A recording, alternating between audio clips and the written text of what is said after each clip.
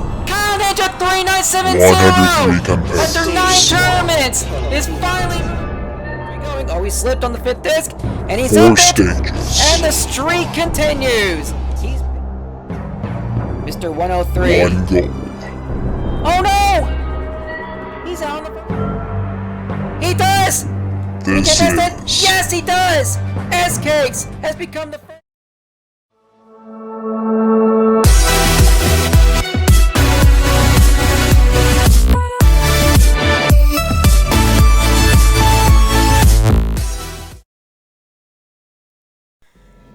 Hello peoples, Bubba Ace here, and welcome to the 18th tournament of Ninja Warrior of Roblox.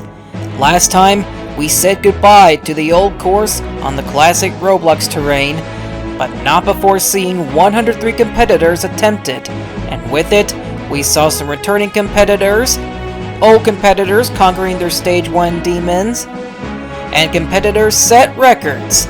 Damn it, that rhymed. In the end, however, all 103 were defeated. And with the book of the classic Roblox terrain closed, we opened the book of the new Roblox terrain, and with it, a brand new course. Gone are classic obstacles such as the flying coin, cyclone steps, and Six Flags.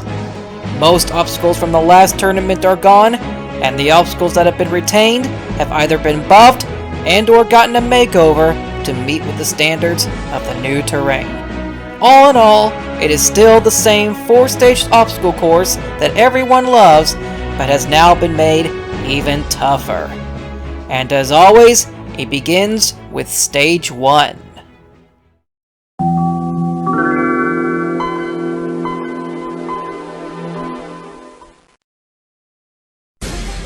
It all begins with a new first obstacle, the rope glider.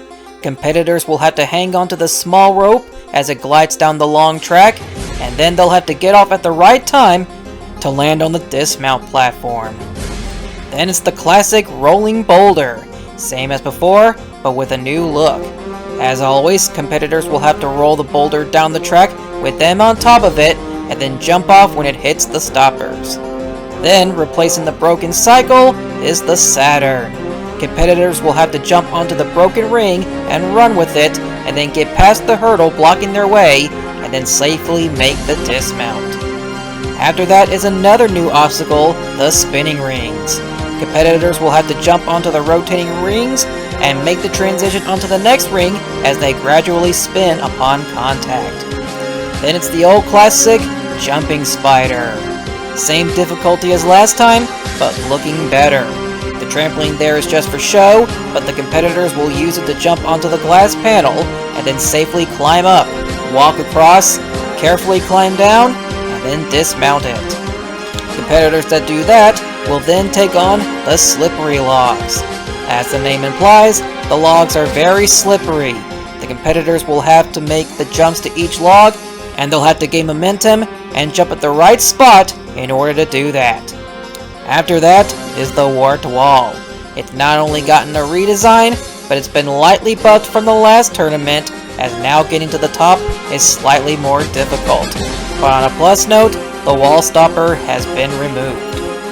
Then it's the giant swing. Competitors will have to bounce off this small bounce pad and get a grip on the swing, hang on tight, and then jump off at the right time to land onto the Tarzan vault. Jump up at the right time as it tilts forward, and you're onto the new last obstacle of Stage 1, the Cannonball Climb. Climb up the 5 cannonballs that get higher and smaller, jump to the platform, and press the red button at the end. Any competitor who can do all that within 90 seconds and without touching the water will advance to Stage 2. And as usual, we will see 103 competitors take on this new course with hopes of becoming the next Grand Champion. Let's not waste any more time and get right to the action. Tournament 18 of Ninja Warrior of Roblox is about to begin with our very first challenger.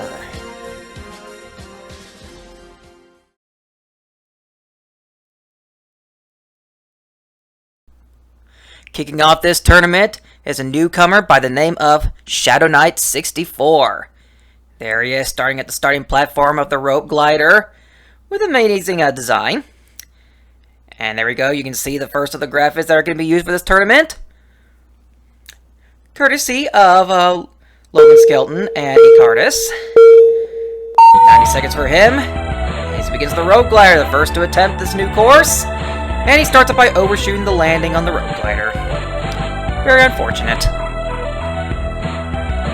Next up is a guy named Bro, who is making his 4th appearance on the course. He made his debut in Tournament 15, and he's competed in every tournament since. In his debut, he fell on the Pillars of Doom, and the second appearance, he also went on the Pillars of Doom. Although in his debut in Tournament 15, it was the 3rd obstacle of Stage 1, and in Tournament 16, it was the 2nd to last obstacle of Stage 1. In the last tournament, he went on the last obstacle of Stage 1, which was not Pillars of Doom, but a different obstacle. And that was a new final obstacle of Stage 1 this tournament. So we'll see how far he goes. I mean, I'll point that out because he's gotten at least one step further in each of his appearances since his debut, so maybe he'll actually clear Stage 1 this time. I mean, he's already onto the jumping spider. He's still got over half his time left. Alright, climb down, and he's through it. Now for the slippery logs. Gotta time each jump just right. He's making great work of the logs, and he has passed it. Worked wall now. As you can see, there's no stopper this time around, and he's up in one go. Alright, giant swing now, 30 seconds left. Tarzan vault. Can he make it onto the cannonball climb? He does. All he's got to do is climb these cannonballs and clear the first stage. Can he do it? No, he doesn't. He slips up the jump off to the final cannonball. He was so close, but couldn't quite make it, and he's out. He's been beaten by the final obstacle of Stage 1 for the 2nd tournament in a row. Let's take another look at that. You see he got up at just the right time to land onto the first cannonball, the cannonball climb, and he was climbing up them nicely, doing a bit of backwards technique. But you can see as it jumped to that final cannonball, he went for a little side jump, but he didn't jump just far enough to the right to stick the landing onto that final cannonball, and he slipped up just shy of clearing Stage 1. Next up is our second newcomer of this tournament by the name of That Random Canadian. Let's see how he does on his first attempt on the course. And on the new course, no less. 90 seconds for him. He'll start by facing the rope glider. Down he goes. Can he stick the landing? Yes, he does. He almost overshoots it. Alright, and he's on to the rolling boulder now. And if you unchanged obstacles in this course, I mean, technically he's been redesigned, but I digress. And he's beaten it. And now for the Saturn. Can he beat this obstacle? He's over the hurdle. And he's past it. Spinning rings now. Can get past these. Doing the quick technique. Careful, and he's through it. Down to less than a minute as he attempts the jumping spider. Alright, he's onto it. Beat the climb up. And he fails to jump across, and he's out. And now we're on to regular Zico Gaming 01, competitor number 4. He made his debut in the last tournament. Although in that tournament, he was fast-forwarded. He went out on the rolling boulder last time. Let's see how he does on his second attempt. Rope glider. And he's past it. And now we'll have his rematch on the rolling boulder. Can he beat it this time? Onto it. Slow rolling. He's got it rolling now. On the drop. And he doesn't! He's been beaten by the rolling boulder for his second tournament in a row. Unfortunate. And next up is the return of a Regan competitor, Nice Cat 600, or better known as just 600. He's a regular on this course. He was making his 6th appearance, and he last competed all the way back in Tournament 10. Made his debut in Tournament 4 and competed in Tournaments 4 through 6. Missed Tournament 7, but returned in Tournament 8, where he went out on the jumping spider. Missed Tournament 9, but returned in Tournament 10, where he went out on the step pillar. His personal best is the Great Wall in Tournament 4. But he's passed all that and onto the Saturn, and he's over the hurdle, and he's cleared the Saturn. And now for the spinning rings. Going for the fast technique. Carefully jumps through each ring, and he's past it. Jumping spider now. He last failed this in Tournament 8. Can he beat it this time? He's on the climb up, and he fails to walk across, and he's out. Not going to beat the jumping spider this time around. And competitor number 6 now is newcomer Rubex the Robot. I think it's pronounced Rubex. Well, anyway, he'll have 90 seconds for this course. See how he does. Rope glider. Gliding down it nicely. And he's past it. Alright, rolling boulder now. Let's see how he does on this. Alright, rolling slowly. He's got it down now. Gonna catch on to it before it hits the bottom, and he's past it. And now for the Saturn. Can he beat this? Riding the ring. And he's not getting over the hurdle, and he slips off, and Rubex is the first victim of the Saturn. And now we're on to a regular G-Man 992421. He's making his 8th appearance on the course. He's been competing in every tournament since his debut in Tournament 11. The farthest he's ever gotten on this course is the Jumping Spider, failing the first version in Tournament 11 and the second version in Tournament 14. Though in the last 3 tournaments, he's fallen on the 3rd obstacle, and each time it's been something completely different. Speaking of which, he's on to the 4th different 3rd obstacle this time around. If he beats it, he'll break the 3rd obstacle fail curse, and he does! So now he's on to the spinning rings. Just gonna walk across around it, and time his jumps, and he's beaten it. And now for the 3rd version of the Jumping Spider. He's never beaten this obstacle, so let's see if he can do it. He's failed the 1st and 2nd version, but can he beat the 3rd version? Bit of a laggy run, but that's okay. He's getting across it. Climb down. And he's beaten the Jumping Spider, so this is a personal best for him. But you know, he wants to get farther than that. Down in less than 45 seconds. He's past the slippery logs. Now for the warp wall. Can he get past this? First time on it, and he's up it. Alright, giant swing now. Can he get past this? Slowing on it. Now he's on to the Tarzan Falls. Less than 30 seconds. Cannonball climb. He sticks it. He's climbing up it. And can he beat it? Up the final. And he has done it! And G-Man is going to clear the first stage for the first time in his career with 22 seconds left. Look at him. He's clearly at a loss for words. And possibly movement. And let's take another look at that. For the 4th time in a row, he got to the 3rd obstacle. And this time he finally beat it, breaking the 3rd obstacle fail curse. And then he got to the Jumping Spider, and for the first time in his career, he got past it, achieving a personal best in the process. And then he managed to get all the way to the final obstacle stage 1 and beat it, and punched his ticket to the 2nd stage for the first time in his career. So he went from never getting past the Jumping Spider, to failing the 3rd obstacle in the past 3 tournaments, to clearing the 1st stage. What a run! And we look forward to seeing G-Man take on the 2nd stage for the first time in his career. Alright, we're just 7 runs into this tournament, and we already have our first clear. Before we move on to our next competitor, let's take a look at some of the runs to come later in this tournament. And runners 91 through 95 are the competitors who finished in 1st place in the 5 qualifying courses that were held for this tournament.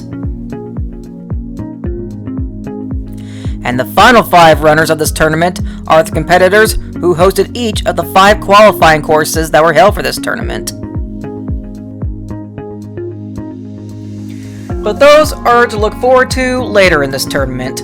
For now, we must move on, starting with competitor number 8, who is another regular on this course, and it is totally not Monokuma.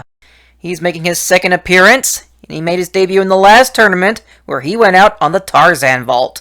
So we'll see if he can get even further in this tournament. Alright, 90 seconds for him. And his run begins. He is onto the rope glider, gliding down nicely. And he walks off the rope, and I guess there's nothing more to say. Just, it was a clean dismount. Anyway, rolling boulder now. Can he get past this? Yes, he does. Now for the Saturn. Let's see if he can get past this. He's over the hurdle. And he's made the dismount, and he's onto the spinning rings. And he's the first victim of it. He couldn't even jump onto the first ring. He's out. And now we're on to a newcomer, Miyano Kato. At least that's how I think how you pronounce it. Anyway, this is a newcomer on the course. So let's see how they do. 90 seconds for them. Alright, and their time has begun. They're onto the rope glider, barely grabs onto it. Flying down nicely, and he's undershot and he's out. Not sure what the disqualification is for, but whatever. Next up is Evil Denax. He's making his 2nd appearance on the course. He made his debut in the last tournament, where he went out on the Broken Cycle. That obstacle is no longer around, so if he wants to get his revenge on the 3rd obstacle, he'll have to get past its successor, the Saturn. He's onto the rolling boulder, and he slips off and he's out. Alright, next up is newcomer T-Min-H99. I have no idea how you pronounce that, but anyway, that's who's now on the course. 9 seconds for this newcomer, down the rope glider, and he completely loses grip of the rope, and he is out on the rope glider. Now we're moving on to Blue Sonic 123, a regular who is making his 7th appearance on the course. For him, he's fallen on the first obstacle in 3 of his last 4 appearances, getting to the 3rd obstacle in Tournament 15. But now he's passed the first obstacle this time, so now that makes 3 of his last 5 appearances. But he wants to go even further than that. See if he can get past the rolling boulder. Rolling nicely now. And the drop. And he jumps up at the right time, and he's beating the rolling boulder. And now for the Saturn. Can he beat this and get past the 3rd obstacle? No, he will not. He will not get over the hurdle, and he's out on the Saturn. Alright, we're now on to Robo Dallas, newcomer. Never realized they roboticized Dallas. That's interesting. Alright, well anyway, let's see how he does on the rope glider. And he completely overshoots the dismount and he's out. And now we're on to return of regular Stupid Guest 50, who's making his 8th appearance on the course. And he last competed back in Tournament 11, where he went out on the first obstacle. And now he's beaten it this time. And he made his debut all the way back in Tournament 2. His personal best was the Great Wall in Tournament 3, but that was the 6th obstacle. So he's got a long way to go if he wants to get a new personal best this time around. But he's past the rolling boulder, so he's off to a good start. And now for the Saturn. Can he get past this? So onto the broken ring, over the hurdle. And he's beaten the Saturn. And now for the spinning rings, and he completely overshoots the jump onto the first ring, and he's out on the spinning rings. And now we're moving on to our first veteran of the tournament. It is the Noobish Camper, who is making his 5th appearance on the course. And he cleared Stage 1 for the first time in his Ninja Warrior of Roblox career in the last tournament, where he went out on the infamous Triple Salmon Ladder. But now he is back, hoping to get back to the 2nd stage for the 2nd time in a row. First he's got to get past the new obstacles of Stage 1, starting with the rope glider, and he's passed it. Now for the rolling boulder. I believe this has been his downfall once before. He's already proven that he's better than that. Can he do it again? Yes, he will. Now for the Saturn. Can he handle this obstacle? No, he does. Oh, yes, he does. Oh, no, he doesn't. Oh, he had it for a second, but then he lost control and slipped off the ring, and he's out. Let's take another look at that. So he got onto the ring of the Saturn, but instead of going over the hurdle, it looked like he was going to come out short, but instead he decided to go around the hurdle. But unfortunately, as you can see, by the time he got around, moving with the ring, he was already far ahead of him to where he couldn't keep up, and ended up slipping off the ring as a result. And unfortunately, the Noobish Camper has fallen to Saturn, and will not be moving on to the 2nd stage for the 2nd tournament in a row. And now we're on to newcomer Shadow F150. Let's see how he does on his first attempt on the course. 90 seconds for him. Stares down the rope glider. Time begins. He's going to walk onto the rope glider and glide down it nicely. And he's going to overshoot the dismount and he's out. Bad luck for him. And now we're on to veteran always fails first jump, who's making his 5th appearance on the course as well. He cleared Stage 1 for the 2nd consecutive time in the last tournament, and 3rd time overall. Now he's back again. He's only failed Stage 1 once, and that was on his 2nd appearance in Tournament 15, where he went out on the Pillars of Doom, which was the 3rd obstacle. But now here's the new 3rd obstacle of Saturn. Can he get past this? Gets over the hurdle. Makes the dismount, and on for the spinning rings now. Can he get past this?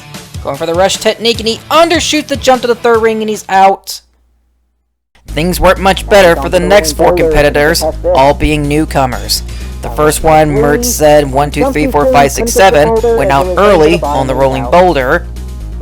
2 more were undone by the spinning rings, Ho 323 and Tanaka Maho. And then Skullcake 12 couldn't squish the spider known as the jumping spider. Alright, we're 21 runs in, and no one has even gotten close to clearing Stage 1 since G-Man pulled it off 14 runs earlier. Now we'll see if our next runner will have better luck. And up now is runner 22, veteran having that fun time. He made his debut in Tournament 14, And he started off promising, as in his first 2 appearances, he cleared the first stage. But in the last term, he went on the jumping spider, and the tournament before that, he went on the first obstacle, which he just barely made this time. He nearly overshot it, but he's passed it and onto the rolling boulder. Let's see how he does on this. Can it be 4 for 4, actually? He will be. And now for the Saturn. Onto it. And he's having a hard time going over the the hurdle. He just barely does it. Barely catches onto the ring, and he's beating the Saturn. That was a close call. Spinning rings now. And he overshoots the last edge of the last ring. And he's out on stage 1 again. Let's take another look at that. He handled the first 2 rings with no trouble at all. But on that last ring, you could see he landed on the front of the ring nicely. But as the ring was spinning towards him, he tried to stick the landing on the back end of the ring. And he just overshot it. He came close, but he is unfortunately out on stage 1 again. And this time on the spinning rings. And now onto the start line is a blast from the past.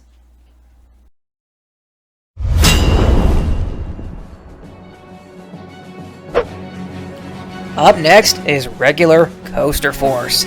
He was one of the first 15 competitors to compete in the very first tournament.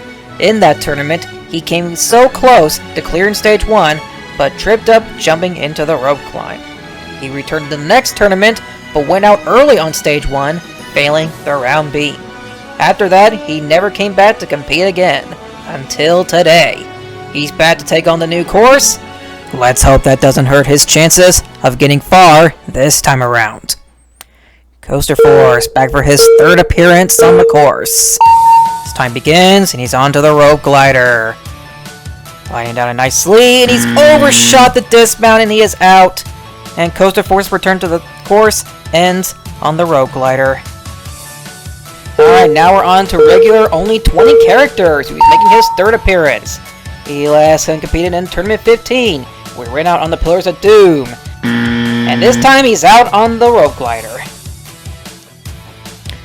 Alright, now we're moving on to newcomer X Channelpor Hame. I have no idea how you pronounce that username, but it's just another newcomer, so we'll see how they do on the course.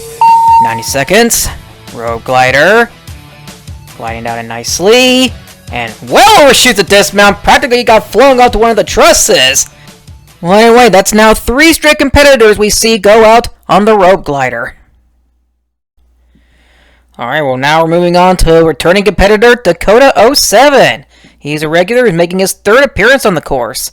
He last competed in Tournament 13, where he went out on the Hanging Orbs. On his debut in Tournament 11, he went out on the Step Pillar. So, needless to say, he hasn't very been successful throughout his first couple appearances, but it's a brand new course, so maybe we'll see a brand new Dakota07. Well, he's passed the first obstacle, the rope glider, and now for the rolling boulder. Can he handle this? And he will not! He will jump up before he even starts to roll down the hill. Try to get momentum going, but jumped just a little too late there. Alright, well, let's see if returning competitor TD_Heather can do any better. She's a regular who's making her 2nd appearance. She last competed in the last tournament, which was her debut, actually. Anyway, she went out on the panel flips in the last tournament. But the panel flips are no longer on this course, so she wants to get a personal best. She'll have to give Pat its successor, the spinning rings, which so far proved to be more deadly. But I digress. Well, I know she's already onto the spinning rings. Can she beat them? Yes, she will! So this is now a personal best. Let's see how far she can go now. It will be the jumping spider. She tried to catch on the walk section, but couldn't stick it.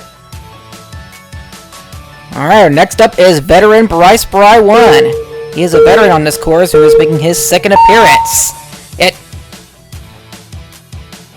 Anyway, Bryce made his debut in the last tournament, where he cleared stage 1 with one of the fastest times. Not the fastest time, but I believe he cleared with the 2nd fastest time? Yeah, I believe so.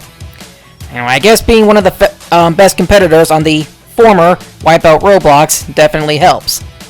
But I digress. Anyway, he's making great work of the course. He's already onto the jumping spider with a minute left. So hopefully he can beat stage 1 for a 2nd tournament in a row. It'll struggle a little bit climbing up the jumping spider, but he's up in and going a little slow walking across. I guess he doesn't want to make a simple mistake. Alright, climb down, and he's past it! On the slippery logs now. Let's hope he doesn't have any trouble with this. Plan each jump carefully. That's a good idea. You want to be careful on that obstacle, because the logs are slippery. That's why they're called slippery logs. Having a hard time getting up the wall. He's clinging onto the edge of it. Come on, Bryce, you can do it. He's having a hard time getting up this wall, but he finally does. He's got 20 seconds left. He still has time to clear. He's onto the Tarzan vault. Onto the cannonball climb. Can he climb up this safely? Oh, almost slipped off the jump to the fourth orb. He's up it, and he has cleared with just under 6 seconds left. Anyway, that was a close call, but Bryce Bry1 is moving on to the second stage for a second tournament in a row. That was beautiful. Let's look at that again. He didn't have any trouble on the first half of the course. Starting with the jumping spider, he was a little more cautious on the climb up and the walk across, not wanting to make a mistake. But his only real struggle on this course, or in this stage in particular, was the warp wall, as he took many attempts on it, eventually getting up after about 8 or 9 seconds on it. But on a cannonball climb, I got something wrong. He was actually taking cautious jumps on it, not wanting to slip off or get jump cut, and it paid off. And Bryce Bry is once again moving on to the second stage. Well done, Bryce. Let's hope you get a new personal best this time around. Alright, we now have 2 competitors advancing to the second stage. Now we're moving on from one veteran to another, and one who also cleared the first stage for the first time in their career, which also happened to be their debut in the last tournament. It is Prego is Better. Now we'll see if he's now better this time around than he was last tournament. But first he's going to get past the first stage, which might be easier said than done, considering that the obstacles have proven a bit more difficult this time around than they were last tournament. Alright, he's down the rope glider, and he's overshot the dismount, and he is out. He's not going to be better this time around. He is going to be flat. Well, after that disappointment, we move on to competitor number 30, regular man in a hat with cheese. This is a competitor who made their debut in the last tournament, but unfortunately their run was kind of I want to say messed up to the point where, I couldn't really show it. Okay, all bull crapping aside, I actually forgot to record their run, while, they were running. Like, I only got their introduction. All I did was just acknowledge that they ran in the last tournament, but I don't recall where they went out. Anyway, he's already around the hurdle and past the Saturn now, so I believe that they're already doing better than they were in the last tournament. I want to believe that anyway. I can't recall, though. Anyway, he's already onto the jumping spider. Yeah, last tournament had the default 3.0 look. But now has actually put effort into their character on this time around, or avatar as it's called nowadays. Alright, onto the slippery logs. Being a little cautious on them, that's good. 33 seconds now. Warped wall, up and in 1. Plenty of time now, giant swing. Swings across and onto the Tarzan vault.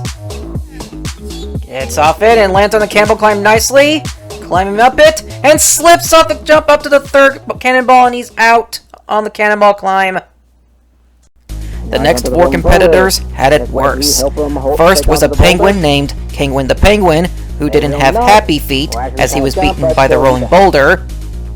Mario Twilight wasn't one with the Cosmos as he was undone by the Saturn. Ty_Dylan was washed out by the rain on the jumping spider. And then regular Cyan Dude 858 was back in the Cyan, courtesy of the rope glider. Very unfortunate. And now we're on to returning competitor Talogsy, or Taloxes, whatever. Anyway, he's formerly known as Derange_Talox, and he made his debut in the last tournament, where he went on the shish kebab jumps. So we'll see if he can do better on his second time around. Maybe with a new name, it'll be a new result. No, he will not! He will go out on the first obstacle again, this time undershooting the dismount. Well, now we move on to veteran, the Cookie Gamer 101, who is making his 11th appearance on the course. He last competed in Tournament 16, where he made his landmark 10th appearance on the course, and it was also his official return to the course after taking a break following his run in Tournament 12. And on his last appearance, he went out. Whoa! He almost overshot the dismount on the road glider. But now he's past that, and onto the rolling boulder. We're going to skip that and move on ahead to the Saturn. And as I was saying, on his last appearance, he went out on the jumping spider. His only Stage 1 clear was on his debut in Tournament 3, where he was formerly known as Full House Joey. But now he's on to the jumping spider again. Let's see if he can get his revenge on it. Just took him out last time. He's onto it, and he almost caught onto the walk section, but he just locked his grip and he's out. Well, next up is Kink Sparkety, making his 5th appearance on the course. He's formerly known as Who's Dangled after changing to the name in the last tournament. But now, before that, he was also Kink Sparkety, but he changed it again, and he's overshot the dismount on the rope glider. And now we're on to newcomer Boring Player _ Gamer. I don't know what makes this a player/gamer boring, but I guess we'll find out soon. And here he's onto the rope glider. Almost overshoots the dismount, but he's past it. And now for the rolling boulder. Well, so far this run isn't exactly that boring, though he's definitely proven to be a player. Maybe not exactly a gamer yet. And that so wasn't a gamer move on the rolling boulder. He's out on it. Well, next up is regular jump cut bounce, making his 2nd appearance on the course. Doing a little dancing intro, with Ryder Lee Angle in the background dancing along with him. Anyway, jump cut bounce. Laggy run, unfortunately. Yeah, I apologize for that, but not much I can do about it. And, yeah, screen recording and whatnot. Anyway, this is his 2nd appearance on the course. He made his debut in the last tournament, where he went out on the jumping spider, and he was competitor number 1. So that's nice to point out that he was competitor number 1 in the last tournament, now he's competitor 38 in this tournament. Actually, he's competitor 39, but whatever. Anyways, onto the jumping spider. I think he failed the walk across this, I can't remember. But anyway, he's onto the obstacle. Can he beat the obstacle this time? Well, through the power of lag and PowerPoint filters, he has passed it. Slippery logs now, got plenty of time. And he is supposedly past that and onto the warped wall. Oh boy, this is going to be a nightmare. But anyway, he seems to be struggling up the warped wall. Now he's past it, got less than 30 seconds. Giant swing. And he's caught onto the Tarzan vault. Can he get past this? Yes, he will. And now he's climbing up the cannonball climb. Can he get past this and become our 3rd clear of this tournament? He will! And he clears the first stage with just under 15 seconds left. Jump cut bounce on his 2nd appearance on the course. Is moving on to the 2nd stage. He went from failing jumping spider in the last tournament to clearing stage 1 this tournament. Well done. Look forward to seeing you in stage 2. Alright, 3 competitors have reached the finish line at stage 1 and have punched their ticket to the 2nd stage. We still have 61 competitors to go, all aiming to reach that goal. And now we'll see competitor number 40 see if he can reach that goal and join the 3 who've cleared stage 1. Newcomer Levi _G4. Let's see how he does on his first attempt on the course. He'll have 90 seconds to get from point A to point B, which is the finish line. And now here we go. He's onto the rope glider, and he's going to overshoot the dismount, and he's out. That's bad luck for him. And he's going to rage quit. Alright, now up to take on stage 1 is newcomer Wokeable Roblox Man. I'm pretty sure he was trying to spell a workable Roblox Man, but accidentally typed E instead of R, since the E and R keys are well next to each other. On my keyboard, at least. I'm pretty sure majority keyboards. Anyway, enough about keyboards. Let's talk about Wokeable Roblox Man. Let's kind of have more ring to it, Wokeable. Anyway, he goes around the herd on the Saturn, and he is beating it. Kind of a quick dismount. Anyway, spinning rings, let's see how he does. He's going to do the walk technique, and it works out. Now for the jumping spider. Alright, doing good so far. Oh, he's trying to jump on the trampoline, doesn't realize it's just for show, and it costs him. And now we're on to veteran Look 1456. Veteran making his 8th appearance on the course. And as of right now, up to this tournament at least, he's the only competitor to reach the final stage in this incarnation of the course. He managed to achieve that feat back in Tournament 14. He came 2/3 of the way up reaching the tower before his time expired. Although he's been unable to get back to at least the 2nd stage since then. Anyway, as I talk about all that, he's already onto the Saturn. Can he handle this? Onto the ring. Over the hurdle. And he's past the Saturn. Now for the spinning rings. This has been a problem for some competitors up to this point, but not for Look. And now for the jumping spider. This obstacle has been a problem for him in the past. I believe back in Tournament 12, I can't remember. But he's undershot the jump onto the walk section, he's out. And next up is regular Nagano Makoto, making his second appearance. He made his debut in the last tournament, where he went out on the Broken Cycle. The Broken Cycle is not in this tournament, so if he wants a new personal best, he's going to get past its successor, the Saturn. Saturn hasn't been too much of a problem for competitors this tournament. Only 4 have fallen on it so far. The only real notable competitor falling on it was Veteran the Noobish Camper. Well, anyway, he's on to the Saturn now. If he beats this, it'll be a new personal best for him. He's over the hurdle, and he is past it, so it's a personal best for this regular. You know, he wants to do better than that. He's past the spinning rings now, down to a minute. Jumping spider, he's on to a good pace. Can he get past this? This has caused trouble, and it will also cause trouble for this regular. So that's as far as he's going to get this time around, but it was still a good attempt. Alright, now we're moving on to regular Yusuke Morichoko. He's making his second appearance on the course. He last competed in Tournament 16, which was his debut tournament, and the tournament where he fell on the jumping spider. But now he's back after missing out on the last tournament. But anyway, he's onto the Saturn now, and he's over the hurdle.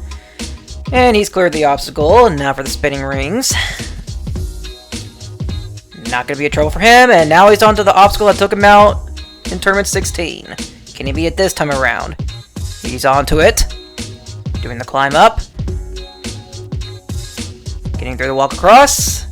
And climb down. And he's cleared the jumping spider. So this is a personal best. Let's see how much farther he can go. He's getting past the slippery logs. No problem. Wart to wall now. And he's going to wave hi to his mom before he continues. He wants to make his mother proud. Because obviously she has high expectations for him and he hasn't been able to meet those. But now he is past the Tarzan vault and onto the Campbell climb. He's climbing up these nicely. Climbing up them slowly. Doesn't want to mistake. And he doesn't. And he's going to clear the first stage with 22 seconds left. Well done, Yusuke Morichoko. You made your mother proud. Now go on ahead and get yourself a rest so you can make your mother proud in the second stage. Hopefully. Alright, that's now 44 competitors who've ran stage 1, and 1/11th of them have cleared the first stage. Now we're moving on to veteran Kenji Takahashi, who is making his 12th appearance on the course. He's been competing in every tournament since his debut in Tournament 7. The last tournament, though, he went out on the Rolling Boulder, which is tied for his personal worst performance. He failed it previously in Tournament 12. Speaking of the Rolling Boulder, he is on it again. Can he beat it this time around? Ooh, bit of a close call, but he is through it. So the Rolling Boulder's not going to claim him for a third time. Alright, now for the Saturn. Over the hurdle nicely. And he is past it. Now for the spinning rings. Done a little more damage than the Saturn, but hadn't been too much trouble, for the most part. Alright, jumping spider. This has been his downfall in the past. Can he beat it this time? A bit of a struggle on the climb up, but he's up it. Almost looked like he, misjumped, I guess, to that part of the walk section of the jumping spider, but he got through that and cleared the climb down nicely, and he's already well past it, and getting past the slippery logs, and he has done it. Less than 30 seconds now, he's got plenty of time to clear. A bit of a struggle to get up the wall, but he's past it. Giant swing now. Through it nicely, and now onto the Tarzan vault. Can he handle this? Yes, he will. Now for the camel climb. He is climbing up it very nicely. Doesn't want to make a mistake. He will not, and he is going to clear the first stage. Not being able to beat the Klaxon, but he's cleared the first stage with under 9 seconds left. 8.871 seconds is his time. And that is now Kenji's first time clearing the first stage since Tournament 15, and his 5th time overall. Let's take a look at all of that. He got past the Rolling Boulder, which took him out in the last tournament. Kind of a bit of a close call there. And on the jumping spider, he failed to climb up a bit, and that almost went out for him there on that part of the jumping spider. Slowly climbed up to the cannonball climb, but it was not enough to stop him. And Kenji, for the first time since Tournament 15, is moving on to the second stage, and it's his 5th Stage 1 clear in his Ninja Warrior of Roblox career. Well done, Kenji Takahashi. After that, 2 more competitors took on the course. First was newcomer Barry Scott Sillet Bang, sorry if I mispronounced it. Anyway, he managed to reach the end of Stage 1 and became the first newcomer of the tournament to clear Stage 1, continuing the newcomer Stage 1 clear streak. And then was Suicune Player, who cleared Stage 1 in the last tournament, but this time, his nemesis from Tournament 16 came back to bite him. And Suicune Player is unfortunately out. Alright, that's now 47 runners who have ran the first stage, and 6 of them have managed to clear Stage 1. This includes 1 newcomer, 3 regulars, and 2 veterans, and we're not even halfway through the first stage yet. There are still many runs left to go, including the top competitors. But right now, we're on to runner number 48. He is a regular who is returning after a 2-tournament hiatus. It is Ekardus, back making his 15th appearance on the course. He last competed in Tournament 15, where he went out on Conveyor Hill. Now he's back, and fun fact, he's the guy who helped me edit the runs for this tournament. So anyway, let's see how he does on his return to the course. Onto the rope glider, glided down it nicely, and he overshoots a dismount, and despite that 2-tournament break, to brush up on his parkour skills, it does not help him get through the rope glider. Now, unfortunately, Ekardus is once again out on the first obstacle of Stage 1. From one regular making his return to the course to another, this is Sal123, who's making his 2nd appearance on the course. He last competed in Tournament 16, where he came so close to clearing Stage 1, but fell on the Pillars of Doom. That tournament was also his debut. He barely missed out on qualifying for the last tournament, but successfully qualified for this tournament. And so far, he's making it show, to an extent. He's bunny hopping on the Saturn and beats it. Spinning rings now. And he has passed it. Now for the jumping spider. Can he handle this? He will not! He will overshoot the walk section. He couldn't stick his footing on it, and he's out. Alright, now for runner number 50. The halfway point, regular Let's Plays Pokemon, making his 2nd appearance on the course. He made his debut in the last tournament, where he was undone by the rolling boulder. But now, he is undone by the rope glider as he well overshoots the dismount. That's unfortunate. And now, kicking off the second half of the first stage, is newcomer, the Annoyed Dude. I don't know what he's so annoyed about. I guess because it took him 18 turns to finally compete on this course. I don't know. Anyway, and he's going to do a little moonwalk action. Walk onto the stairs of the rolling boulder. And he's cleared it. Onto the Saturn now. How will he do on this? He's going to go... Oh, look, he kind of glitched through the hurdle, but... Well, whatever works, I guess. I guess what makes him so annoyed is the fact that he just went through the 2nd ring on the spinning rings. And now we're on to regular Yellow Mailbox, who's making his 4th appearance on the course. Last tournament, he was one of the 3 competitors who had a corrupted run last tournament, which really translates to me forgetting to record their actual run for the tournament. I have no recollection where they failed last tournament, but all I know is that he's never gone past the 3rd obstacle since his debut, and it's not going to start here. Next up is regular Always Bounces, making his 2nd appearance on the course. He made his debut in the last tournament, where he went out on the broken cycle. That obstacle is no longer around, and that was kind of odd. It looked like he was kind of gliding a bit down the rope glider. Gliding on the rope glider. Anyway, the broken cycle's been replaced by the Saturn, so this competitor wants a personal best. He's gonna have to get past the Saturn. Well, he's onto the ring. And this is why he's called Always Bounces, because he keeps bouncing around. He bounced over the hurdle, and bounced onto the dismount, and so he's cleared it. So this is a personal best, and now he's going to start bouncing around in the spinning rings, and he's going to get through it. For some reason, he doesn't really bounce around in between obstacles, but I digress. So let's see if he can bounce his way onto the jumping spider. He will bounce up the walk section, or bounce up the climb section, bouncing his way across the walk section, almost bouncing off the obstacle in the process. And he bounces off the obstacle and cleared the jumping spider. And now he's going to be bouncing around the slippery logs. It's most fitting considering that they're slippery, and if he doesn't bounce around, he's going to slip right off. And now he's onto the warp wall. Is he going to bounce up top of this? He will. And now for the giant swing. He's bounced onto it, bounced onto the cannonball climb, and now he's going to bounce his way up the cannonball climb, and he's going to bounce right off the second cannonball. So close, yet so far. And next up is regular DJS QZXY. Female competitor making her 9th appearance on the course.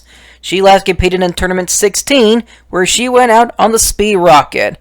So that's now the second obstacle that she's failed twice, and will likely never get a chance to get revenge on. The first obstacle being the separating quarters. Anyway, despite this being her 9th appearance, she actually made her debut in Tournament 4. She's been competing on and off since her debut, but now she's back here after competing in the qualifiers, so she really wants to do well in this course. I think her personal best was the speed rocket in Tournament 14. I could be wrong on that, but anyway, she's gonna do a little, I guess, dive technique on the spinning rings. It's just a technique where you just ride the rings instead of just going from one ring to another. Struggling in the first ring, and she ends up slipping right off, and she's out on the spinning rings.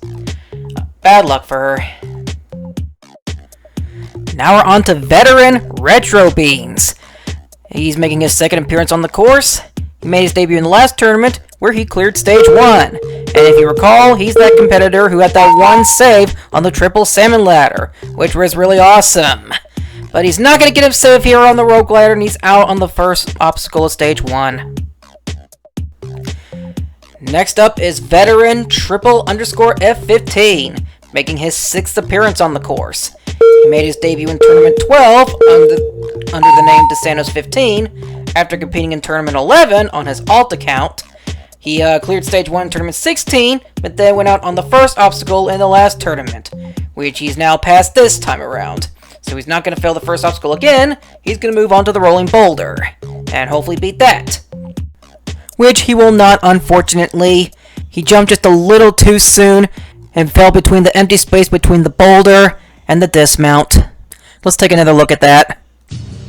So you see, he had the right technique for attempting the obstacle, and it was rolling down nicely.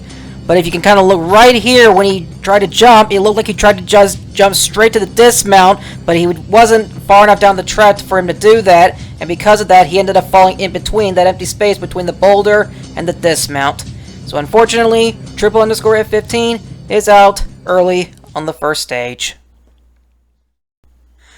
And now we're on to newcomer Rohai, a longtime fan of the show, and now they finally have a chance to compete. So, a little thing to note is that this tournament was filmed years before Rohai became trans, but going to be referred to as a she, unless said otherwise. Anyway, she's onto the rope glider, and she's going to overshoot the dismount, and she's out. Bad luck to her. And the chaos didn't stop there. The next 5 competitors had similar results. First was newcomer Treyu Isle, or however you pronounce it, who overshot the dismount on the rope glider. Then regular Party Fun 64 certainly didn't have fun on the rolling boulder. Returning competitor Nice Pug definitely wasn't treated nice by the Saturn. And finally, the jumping spider bit 2 more competitors. First was regular secret_lion, and then it was Lud's Nubbin 2. Again, I apologize if I mispronounced it. Alright, now at the start line is veteran Daniel Pokemon Tosh. Oh, I'm sorry, I gotta go by his new name now, which is Snivy Tosh, or Snivy Tosh. I don't know, I don't care. I don't know why he changed it to that, you know, after his run was recorded. Then again, I really don't care. Point is, he's making his 6th appearance on the course. He made his debut in Tournament 11. He cleared Stage 1 for the first time in his career in Tournament 12, and he almost slipped off the rolling boulder that time. He took a 2-tournament break after his run in Tournament 13, in which he fell in the jumping spider, although in the last tournament, he sadly timed out on the final obstacle of Stage 1. He was so close, but couldn't do it. Now he's onto the jumping spider. This took him out in Tournament 16 and on his debut Tournament 11. But he's caught on to it in the walk section. Successfully climbed up, walking across, almost slips off. Got his footing back together. And now for the climb down section.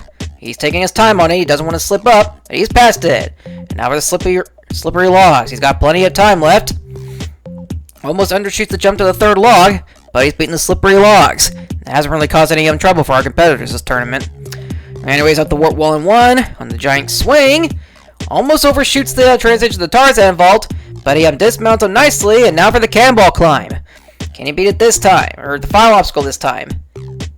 He will, and he will clear the first stage for the second time in his career, doing it with just under 12 seconds left.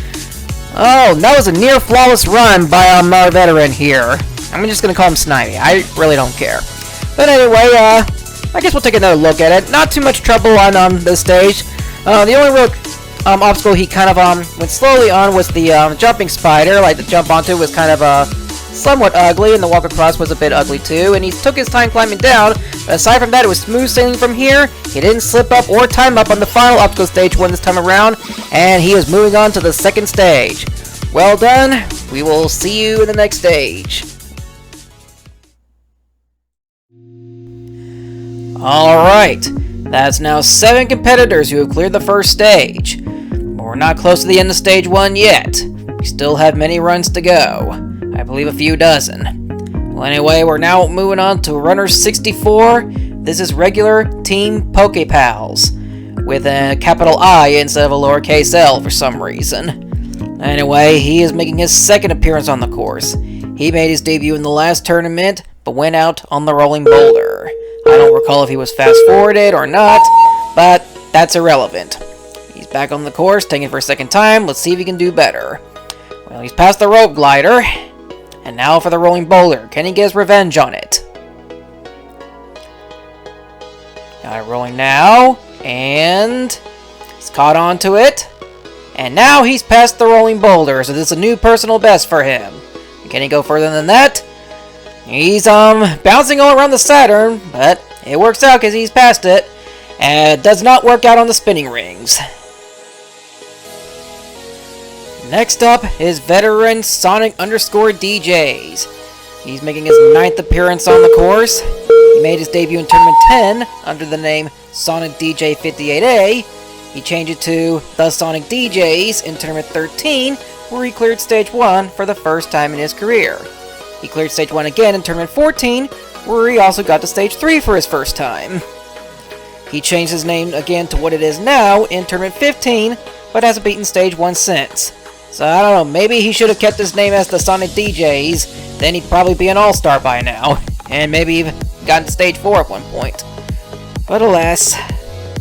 Although, in all fairness, he did get close to being Stage 1 in the last tournament by getting to the second-to-last obstacle, so maybe he'll have a better result this time around.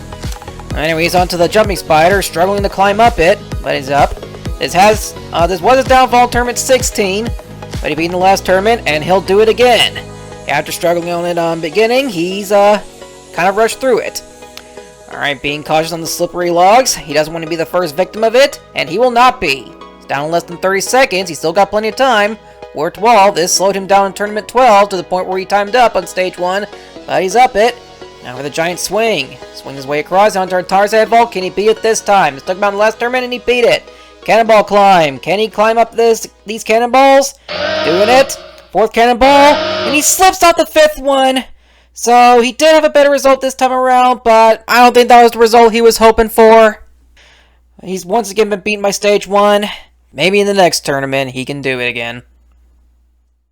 Let's take another quick look at it. After he successfully landed on the cannonballs and was climbing up nicely, let's look real closely on the 4th cannonball. You can see he was kind of a little too close to the edge, thus being a bit low on them, so he didn't really have the height to jump onto the final cannonball and just undershot it. It's unfortunate, but that's the way it goes on this obstacle. He found out just a little too late. Well, after that disappointing finish, we now move on to regular Zach Giraffe, formerly known as Zachary6835. He's making his 4th appearance on the course. He made his debut in Tournament 15, where he went out on the Pillars of Doom, which was the third obstacle of Stage 1, as you probably already know. Tournament 16, he went on the Jumping Spider, which was an improvement from his debut run. Almost overshoots the landing on the rope glider. Unfortunately, in the last tournament, he found this obstacle, Rolling Boulder. Can he get his revenge on it? He will. And now he's on to the Saturn. Can he get through this? He's on to the ring. And he's going to go around the hurdle. That's allowed. And he makes the dismount. He's cleared the Saturn, and now for the spinning rings. Getting through those nicely, and he's past it. And now for the Jumping Spider. This took him out Tournament 16. If he can get his revenge on this, it'll be a personal best. Easily onto it, and is going through it quickly. Almost shoots the jump then, but it slips right off. He had it, but then lost it. And he's been beaten by the Jumping Spider twice now. Bad luck to Zach. And now we're on to Penguin Head J-Man Sarge 33, a regular making his 7th appearance on the course. He made his debut in Tournament 12, and he's been competing every tournament since then. Rope Glider, and he overshoots the dismount, and for the second tournament in a row, he's out on the first obstacle. From one regular to another, this is Bill X Ben, making his 3rd appearance on the course. He made his debut in Tournament 16, where he went out on the Shish Kebab jumps. And in the last tournament, he went out on the Broken Cycle. Both obstacles are no longer on the course, so he's going to have to take his revenge on the obstacles that replaced them. Starting with the Rope Glider, which he got through nicely, doing a little bit of a 360 as he was getting off of it. And now for the Rolling Boulder. Got it rolling nicely. And it looks like he could do a little bit of a 360, landing on it, and he's off of it. And now for the Saturn, which he has beaten. So there's a new personal best. Spinning rings, and he overshoots the edge of that first ring, and he's out. Well, at least he got a new personal best. And now we're on to the first of one of the most anticipated runs of the tournament.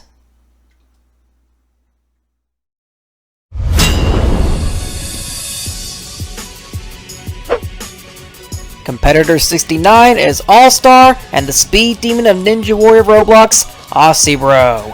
He's one of the most dedicated competitors on this course, having made his debut in the very first tournament and been having quite the career.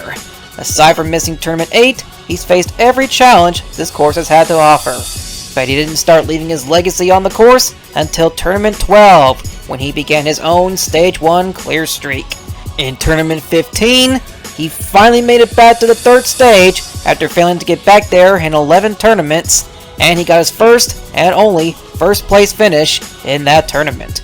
In Tournament 16, he tied fellow All-Star Faripu for the most consecutive Stage 1 clears, and in the last tournament, he claimed the title for the most consecutive Stage 1 clears and the title for the most Stage 1 clears in general, a title that was previously held by retired All-Star Reality Pales.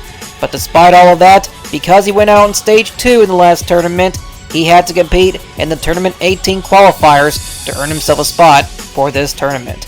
And although he didn't get the result he hoped for, he still placed high enough to earn a spot for this tournament. Now let's see if he can keep the Stage 1 clear streak going.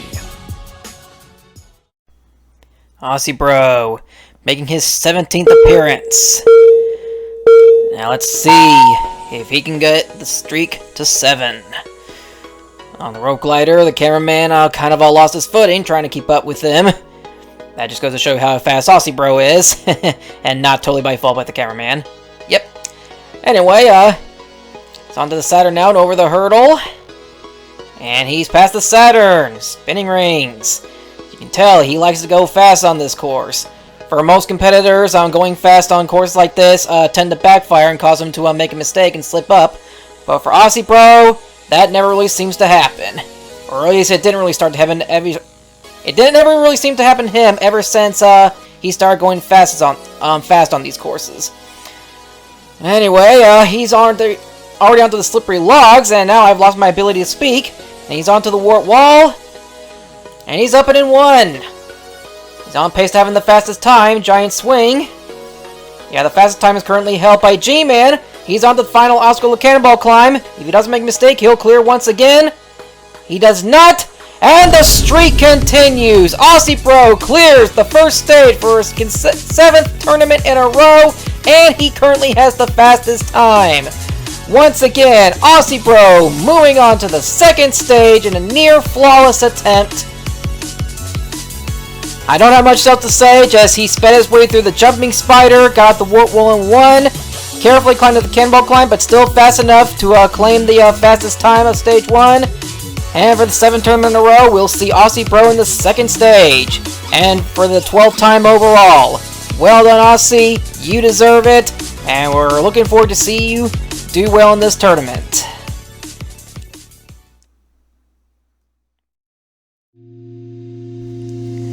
Alright, we've had 69 attempts on this course, and 8 of those 69 attempts have managed to reach the finish line of stage 1. And of them, competitor 69, Aussie Bro, holds the fastest time, as to be expected, with G-Man in close second. Maybe not exactly close second, just 1 second behind, or just under 2 seconds. But anyway, we're moving on to competitor 70 now, no more talk of 69, this is 2005 Cheeseburger. A number well above 69. Alright, I'm gonna stop talking about that number. Anyway, he is making his 4th appearance on the course. He made his debut in Tournament 15, where he went out on the Pillars of Doom, and history repeated itself in the following tournament as he would fail it again. Although, in all fairness, that was the second to last obstacle stage 1 in that tournament. On the Saturn now. Oh, he's onto the hurdle, and he has fallen. He couldn't get over the hurdle on the Saturn, and slipped right off. Scrape gave way, and he's fallen the Saturn. At least he did better than he did in the last tournament.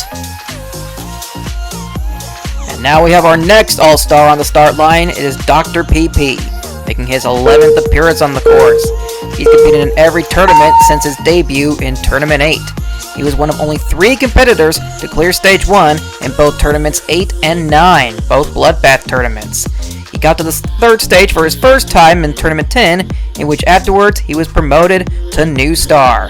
He didn't officially become an All-Star until Tournament 15, when the New Star and Rising Star ranks were revoked due to the lack of other All-Stars, New Stars, and Rising Stars being consistent on this course, or even competing anymore. The last tournament, though, was his landmark 10th appearance, but it was unfortunately his 2nd time going out on the first obstacle, the first time being Tournament 14.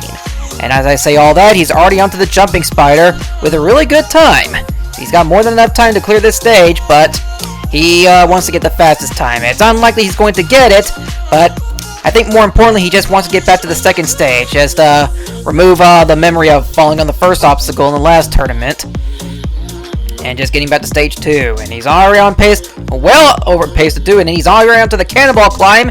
He's climbing up it nicely. He doesn't want to make a mistake. Oh, he almost slipped off and jumped to the 3rd one. He's on to the 5th, and Dr. PP is in, and the first stage is out. He clears with 18.5 seconds left, and he is heading back to the 2nd stage for the first time since Tournament 16, and will be looking for another shot at Stage 3, and possibly another first place finish. Well done, Dr. PP. You deserve to head back to the 2nd stage, and we look forward to seeing you possibly go even further on this course. Well, looks like things are starting to look up. We've already had 2 All-Stars run the course, and both of them are moving on to the next stage. Maybe the others can join them. But before that, we gotta move on to our next competitor. Next up, we have a newcomer on the course with the name of Stop Being Triggered.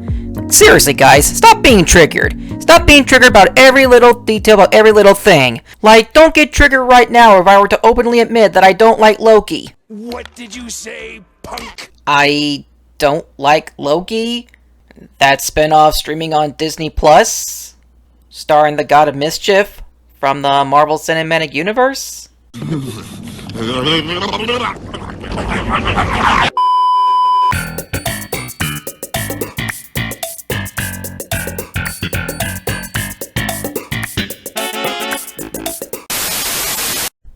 Okay, let's just move on and pretend that never happened. Anyway, newcomer on this course. He is onto the rope glider, and a clean dismount from it, and now he's onto the rolling boulder. How will he do on this? The guy who's telling people to stop being triggered. Not gonna get triggered on the rolling boulder, and he has passed it. Don't know why he get triggered on it, because he hasn't fallen on it. But he has fallen on the Saturn. He tried to go over the hurdle, and well, I guess the name kind of gets a bit contradictory because he was clearly triggered failing on the Saturn. And now we're on to one of the promising regulars on this course. This is Walter XD, making her second appearance. I believe it is a she. Anyway, she made her debut in the last tournament, falling on the final obstacle, the disc climb. Almost overshoots the dismount there, but she's passed it. Now, for those, I don't think I brought this up, but for those wondering why the disc climb was replaced at this tournament, well, the guy who submitted the disc climb for the last tournament requested that I remove the disc climb because apparently he received multiple requests from other people saying, like, you know, I guess multiple messages from people saying that a lot of people really did not like that obstacle. Like, whether because they found it too difficult, or just too stupid, or whatever. I don't know how far that is from the actual truth. All I know is that what I've been told is I was just requested to remove the disc climb for this tournament. So I did, and had to come up with something new, with help from the guy who helped me build the final obstacle. And as I say all that, water's falling on the jumping spider. Oh well, I guess I'll continue the story another time. And now we move on to another newcomer, II_Savage_Gamer935. That's quite a mouthful. Anyway, he'll have 90 seconds for this course. And he's got the red and blue arms going, similar to what I had when I first started. Well, I think mine were red and black. Well, I digress. Anyway, past the road glider and skipping ahead to the Saturn. Over the hurdle. And running with the ring, as you should. And he's beaten it. Now for the spinning rings. Alright, first ring, second ring. And almost undershoots the jump onto the third ring. But he's past the obstacle. And now for the jumping spider. Going a little slow in comparison to some other competitors. But he's on to the jumping spider. Successfully climbs up. And now he's trying to make the walk across. Takes his time preparing to jump to the next one. And he's through it. I'm going to turn and gear again. That's the strategy he was going for. Whatever works. Does cost you a bit of time, but as long as you get through it, and he's past the jumping spider. And now for the slippery logs. He's down to 30 seconds. He can still clear, but he might want to pick up the pace a bit if he wants to clear stage 1. Almost undershoots the jump to the fourth log, but he's onto the wall. He's going to want to get up this in 1, and he does! Now for the giant swing. Successfully transitions to the Tarzan vault. He gets off that and onto the cannonball climb. He's still got time to clear this. He's climbing up it. The classic is going to sound. And he takes his time preparing each climb. And he is going to clear the first stage with just under 6 seconds left. And he is now the second newcomer this tournament to clear the first stage. So now we'll be seeing 2 newcomers head to the second stage. Maybe we'll see more. I don't know. All I can say is congratulations to this newcomer. And we will see him in the second stage.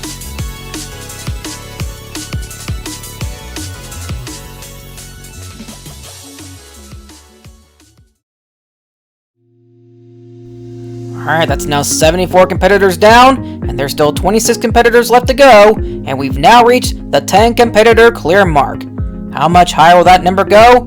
We'll find out as we move on to our next competitor, who has a very good chance of increasing that number to 11, and it is veteran the Coffee Addict, back for his 4th appearance. He's cleared the second stage and made to the third stage in the past 2 tournaments, going out on the Six Flags both times.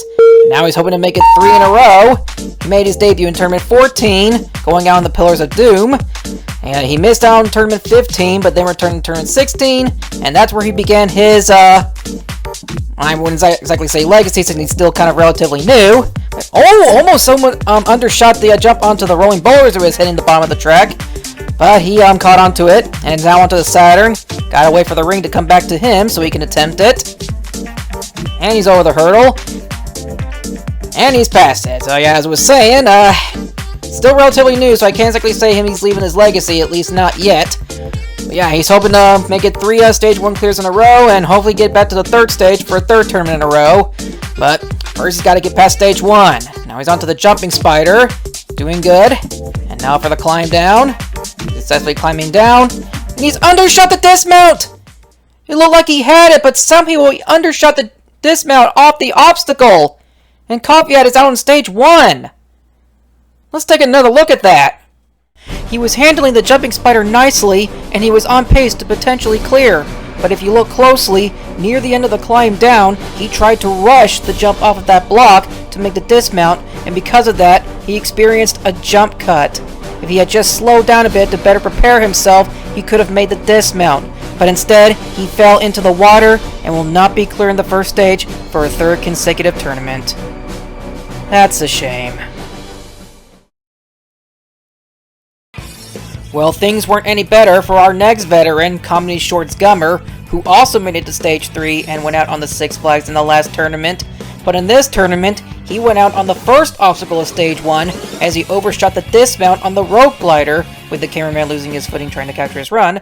So that's now 2 straight Stage 3 finalists from the last tournament going out on Stage 1 this tournament, with the rope glider taking out now 21 of our competitors, and the jumping spider taking out 15 of the 29 competitors who had made it that far, showing that it may be old school at this point, but it's still just as deadly as it's ever been.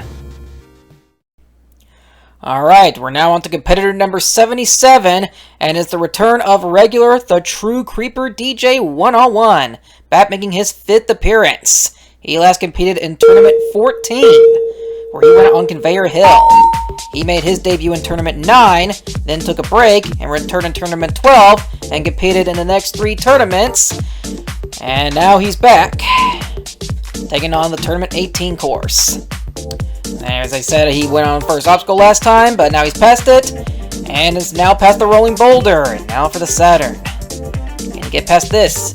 Yes, he does. Barely gets over the hurdle, and he's past it, and now for the spinning rings. The rings start to sink as he approaches the second half of them, but he's past it and down to a minute. Now he's onto the jumping spider. He's never beaten this obstacle, so if he beats this, it'll be a new personal best. He went out on this on his debut in Tournament 9, and went out on it again, I believe, in Tournament 13. Well, anyway, he's past it now, so this is a new personal best for the Creeper. Can he get past the slippery logs? Narrow, slippery, and he undershoots the jump to the 4th log, and he's out on the slippery logs. The True Creeper DJ 101 is the first victim of the slippery logs. Let's take another look at that. So the first thing he did was conquer his nemesis, the jumping spider, and on the slippery logs, he was slipping all around each log, but still making the jump to each log. But as you can see here, on the 3rd log, he tried to make the jump to the 4th log, while in the middle of the 3rd log. You have to be as close to each log in order to make the jump onto the next one, but Creeper didn't do that, and because of that, he undershot the jump to the 4th log, and he's become the first victim of the slippery logs. It's too bad, but that's the way it is.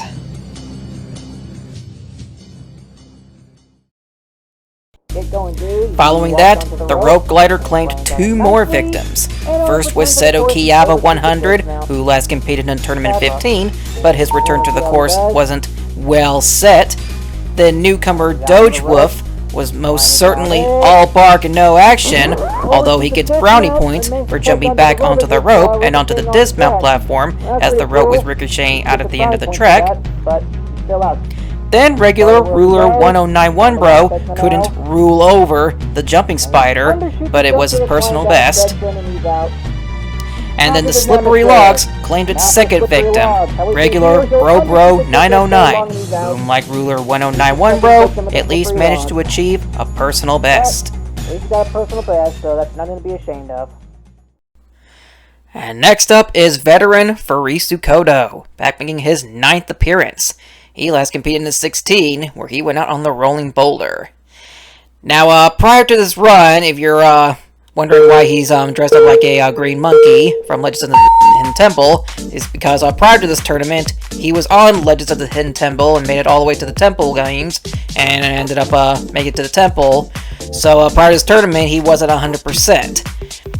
And even though he was running number 82, and it was the time to come up, we asked him if he was feeling. He said he's still not 100%. So he was advised to sit this tournament out and get some rest, and recuperate and get by for the next tournament.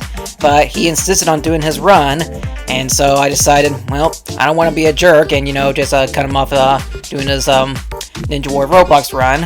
So I decided, you know what? All right, we'll let you run. We'll just have to make sure to provide you with extra water as soon as you're done. And as you can see, he's definitely not 100%. He was struggling to climb up the jumping spider. So yeah, he's definitely not 100%. And he is going up relatively slow compared to other competitors. He's still on pace to clear, but I am kind of concerned about him. But I guess as long as he gets through, I guess I shouldn't too much worry. And he's struggling to get up the warp wall. This is really hurting his time now. Come on, and he's made it. He can still clear. He just has to be careful now. Alright, he's onto the Tarzan vault. Transition onto the cannonball climb. And he's starting to climb up. The klaxon is going to sound. But he's going to catch on the final cannonball and clear the first stage with less than 6 seconds left. He has cleared with currently the slowest time of stage 1, but that is okay because he's moving back to the second stage for the first time since Tournament 15 and his 4th time overall. So you can see he definitely wasn't 100% as he was struggling to climb up the jumping spider. As he was getting away through the rest of the course, you can see he definitely wasn't 100%. He was starting to tire out a bit, even struggling to get up the warp wall, but he eventually got up and still had time to clear stage 1. So even though he was not 100%, he's still heading back to the second stage. Well done, Free Sakoto. Well done.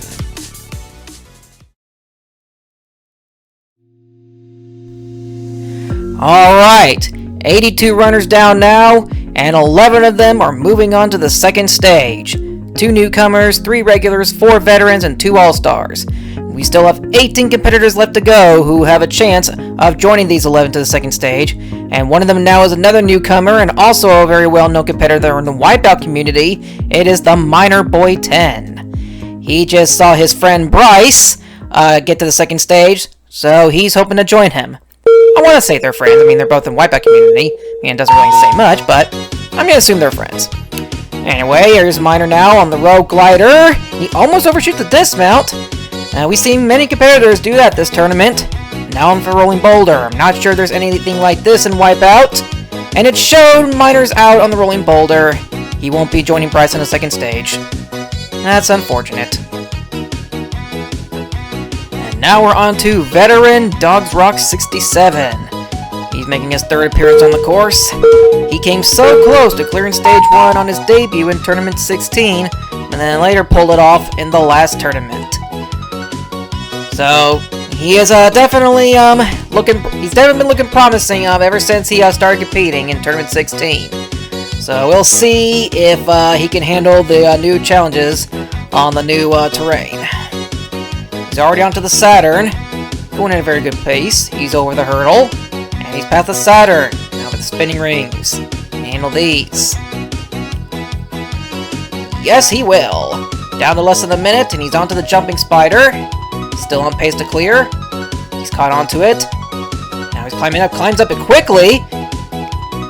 Started to slow down a bit on his walk across. He didn't want to make a mistake of undershooting or just cutting off. And he's dismounted the jumping spider. 40 seconds now. Slippery logs. Can he handle these? No, he doesn't. He slipped off the first log and he's out. You have another competitor out on the slippery logs. And it's a veteran who cleared stage 1 in the last tournament. Not going to do it again this time. And next up is... oh god, not another alt. No, I mean, that's his name. It's, oh god, not another alt. As you can clearly see there. He's a red gun on this course who's making his 2nd appearance. He made his debut in the last tournament, where he went out on a jumping spider. And last tournament, he was competitor number 5 in the run order. So, he went from being number 5 in the last tournament to being number 85 in this tournament. I don't know why that left my brain for a minute, because the number was literally just right there next to his name. Anyway, here he is. He's back onto the jumping spider. This took him out in the last tournament. Can he beat it this time? He's caught onto it. Climbs up it nicely. Successfully getting the walk across. Now for the climb down. And he's past it. So he's conquered his nemesis. Now for the slippery logs. Will he go out on it? No, he won't. He will beat it. Just barely. Alright, more than enough time to clear now. Up the warp wall in 1. He's got plenty of time now. He's onto the giant swing, and he has slipped off! He's so close, but he just became the first victim of the giant swing. I cannot believe that just happened. Let's take another look at that. See, he jumped onto the giant swing like normal, but it just looked like he didn't really stick his footing onto it, and it just ended up slipping right off. And unfortunately, he's the first victim of the giant swing. Next is returning competitor, Enderman Yes, Squid No. He's making his 5th appearance on the course. He made his debut in Tournament 11 on under the name Enderman Yes Squid No 90 with the first E lowercase and 90 and to the end of his username. He disappeared for a while until Tournament 15 when he came back with the name he currently has now. And he's never gotten past the jumping spider in his Ninja Warrior Roblox career, but we'll see if that changes today. The last time he went on the broken cycle, he's struggling to get the boulder rolling, but now he's got it. Cost him a bit of time, but he's now past it and now onto the Saturn. Can he beat this? He's over the hurdle and slips right out before he can even make the dismount. Oh, he was so close. He got through the hard part, but just couldn't keep his footing together. After that disappointment, two more returning competitors took on the course. First was Alt Powa, returning from Tournament 16, but he went out on the Jumping Spider. And then Veteran Chivalry, returning from Tournament 15, couldn't get over the hurdle on the Saturn. So that's two more disappointing results. And now we have one of the hosts of Roblox Wipeout. It's lowly Captain America, a regular on this course making his 7th appearance. Went on the first obstacle in the last tournament, wants to avoid that again this time, and he has a really high number, so I'm really looking forward to seeing how well he does. Although throughout his career, he's never gotten past the 4th obstacle. Can he do it this time? No, he won't! He'll just slightly overshoot the dismount on the rope glider, and for the 4th time in his career, lowly Captain America is out on the first obstacle. That really sucks, but we gotta move on. Now for competitor number 90, it's Giant Froggy 05. He's a regular on this course, making his 3rd appearance. He last competed in Tournament 16. And I think he would have competed in the last turn, but I think he just barely missed out on qualifying. Anyway, last time he went on the first obstacle, which he has passed this time. On his debut in Tournament 15, he went on the 4th obstacle. So he can get past that, which would be the spinning rings. It'll be a new personal best for him. Anyway, he is on to the Saturn, which is the 3rd obstacle, successfully over the hurdle, and he has beaten it. Now for the spinning rings. Can he beat this and achieve a new personal best? No, he cannot. He will undershoot the jump to the 3rd ring, and he's out on the 4th obstacle again. It was a good attempt, but not good enough, sadly. We're now nearing the end of Stage 1. We've seen 90 attempts at this course, and 79 of them have resulted in failure. There are now 13 more competitors left to take on the course, and the next 5 competitors are the first place finishers of the 5 qualifying courses that were held for this tournament. And the first of those 5 is the first place finisher of the 5th qualifying course. And he is a competitor who is making his grand return to the course.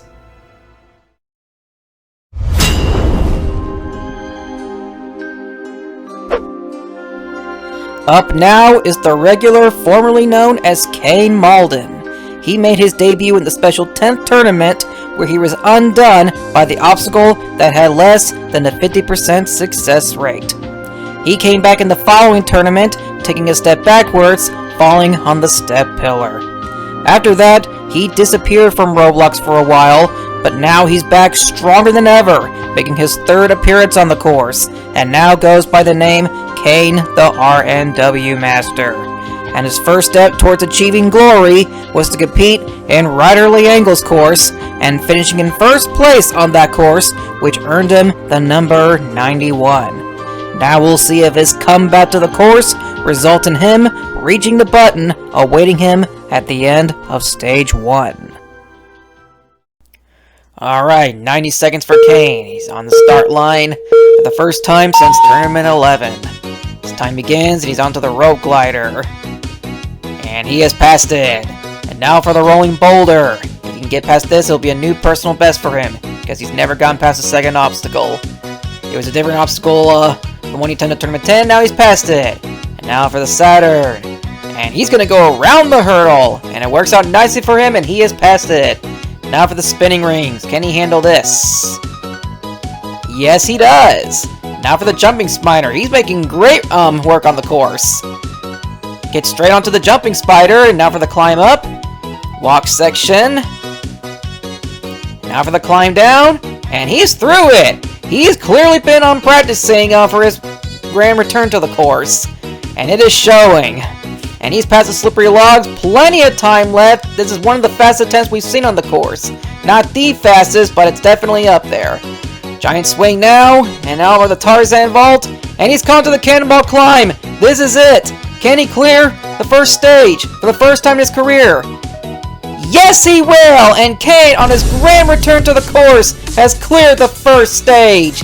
He went from failing the first 2 obstacles in his first 2 appearances to punching the button at the end of stage 1 after missing out on the last 6 tournaments. That was incredible. Let's take a look at all that. See, on his last appearance, he went out on the first obstacle, but this time he got past it. On his debut, he went out on the second obstacle, but this time he got past it. But he didn't want just getting past the second obstacle to be his personal best. He wanted to go even further. And after a brief struggle here on the warped wall, he did just that. After missing out on the last 6 tournaments, Kane is back with a bang. He's advancing to the second stage, and we'll look forward to seeing how far he'll go on his return to the course.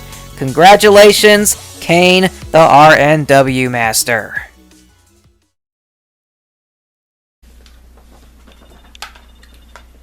Now that Don't call it a comeback. is what I call Don't call it a comeback. a Don't call it a comeback. comeback. Oh. Mm-hmm. Yes, sirree. Alright. On to the next one. Alright, that is now 12 competitors advancing to stage 2, with 12 competitors left to take on stage 1.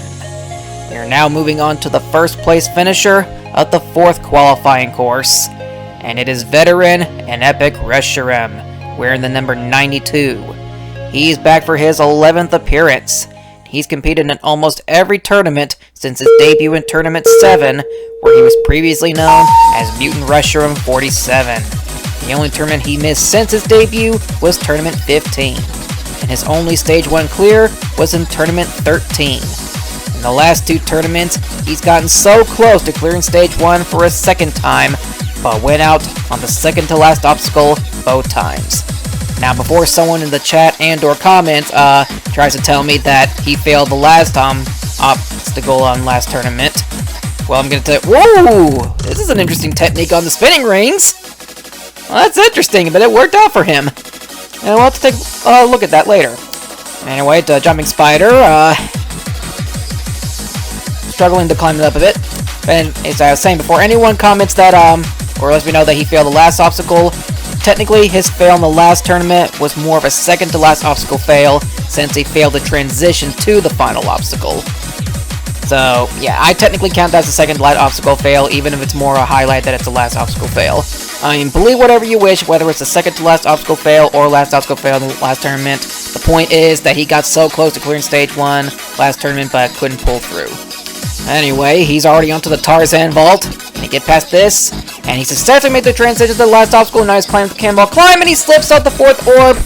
Tried to make the jump to the 5th orb, but he went out. Let's take another look at that. But before that, let's take a look at this interesting technique on the spin rings, jumping on the edges of the rings to make sure they didn't spin. He made sure not to touch the track holding the supports, or else he would have been disqualified. And then near the end, he successfully landed on the first cannonball and was climbing his way up, but looking closely, it looked like he was going for a running jump off the 4th cannonball, but waited just a bit too long and ended up plummeting into the water. And for the 3rd tournament in a row, an epic Reshiram has fallen near the end of stage 1. Next up is the first place finisher of the 3rd qualifying course, and it is regular SkyLinesJames, making his 3rd appearance. He made his debut in Tournament 15, where he went out on the rolling boulder. He missed Tournament 16, but returned in Tournament 17, where he was undone by the first obstacle. So, much like Kane, he went out on the first 2 obstacles in his first 2 appearances. Although actually they were kind of the same. A second obstacle, first event. Anyway, rolling bowler now, and he's disqualified on. He looks like he touched the track and he's out. I don't know if he realized it, if he just wants to keep going to see how he would have done, but ultimately, he's out on the first stage. Now let's look at that again. You can see that he kind of tried to dismount early and just missed the dismount altogether, and it kind of like he lightly hit the water before jumping back onto the boulder. Nevertheless, he's out on the rolling boulder for the second time in his career. That's bad luck. Now on the start line, wearing the number 94, is the first place finisher of the second qualifying course, veteran Tobiz12345. He's competed in every tournament since his debut in Tournament 13. He's back for his 6th appearance. And now we'll see if he can clear stage 1 for his second tournament in a row. 90 seconds for him as he starts the rope glider. And clean dismount. Now for the rolling boulder. He shouldn't have any trouble with this, and he's going to do it sideways. And it works. Alright, now for the Saturn. Will he attempt this like everyone else? Yes, he will. Going over the hurdle. Some competitors have gone around it and it's worked, and for a couple others it hasn't. Anyway, he's on the spinning rings. And he's quickly through it. Down to a minute as he takes on the jumping spider. Can he handle this? He's onto it. Climbing up it nicely, and now for the walk across. And he slips off that second glass ledge, and he is out on the jumping spider. Let's take another look at that. He got onto the jumping spider nicely, and quickly made the climb up. But on the walk section here, he made the jump onto that glass peg, but it seemed like he got a little too much forward momentum to properly stick it, and bounced right off. And for the first time in his career, Tobiz has been beaten by the jumping spider.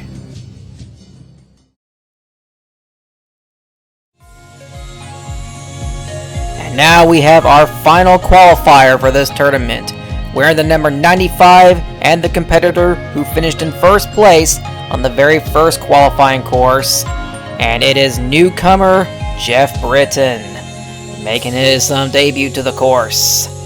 He finished first place on the top qualifying course, so let's see how far he can go in this tournament. First time on the course, and he's already proven to be a promising competitor. Let's see if it shows here on the course. On the rope glider, going nicely, and he misses the dismount! He walked off the rope too soon and missed the dismount.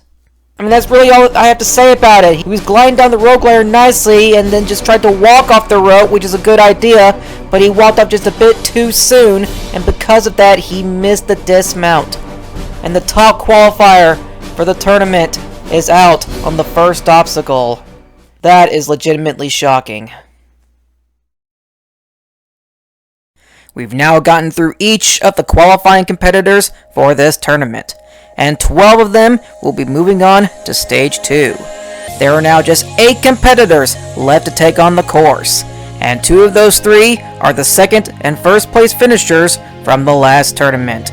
But before we get to them, we'll see a competitor who's shaping up to become one of the rising stars of this course.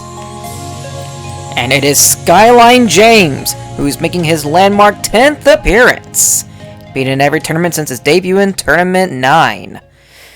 He hosts his own Ninja Warrior competition on Roblox called Ninja Warrior of Roblox, and he occasionally streams on YouTube, so I recommend checking all that out.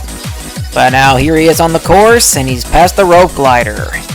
He's hoping to get to Stage 2 for a 3rd tournament in a row. The first time he got to Stage 2 in Tournament 16, he got all the way to the metal spin before his time ran out. And last tournament, he unfortunately went down on the triple salmon ladder.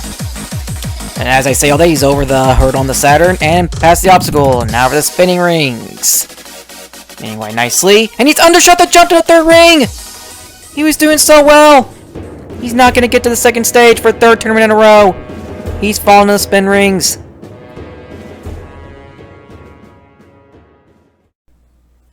Next up is a competitor who finished in 2nd place in the last tournament, veteran Daniel Icewolf RBLX.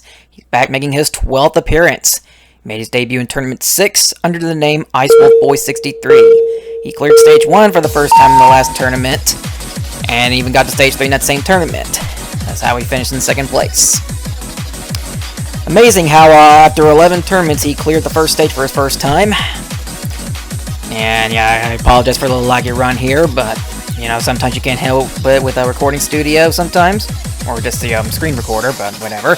Anyway, he's on to the Saturn. Can he get back to the 2nd stage for a 2nd tournament in a row and prove that his Stage 1 clearing last turn wasn't a fluke? Well, he's on the spinning rings, and he slipped off the first ring! He slipped off as he was attempting the 2nd ring. Let's take another look at that. So you can see here, while on the first ring, he misplaced his footing and just couldn't recover as he slipped off, attempting the jump to the 2nd ring. And just like that, Daniel has fallen on the spinning rings of Stage 1. Next up on the course is the competitor who finished in 1st place in the last tournament.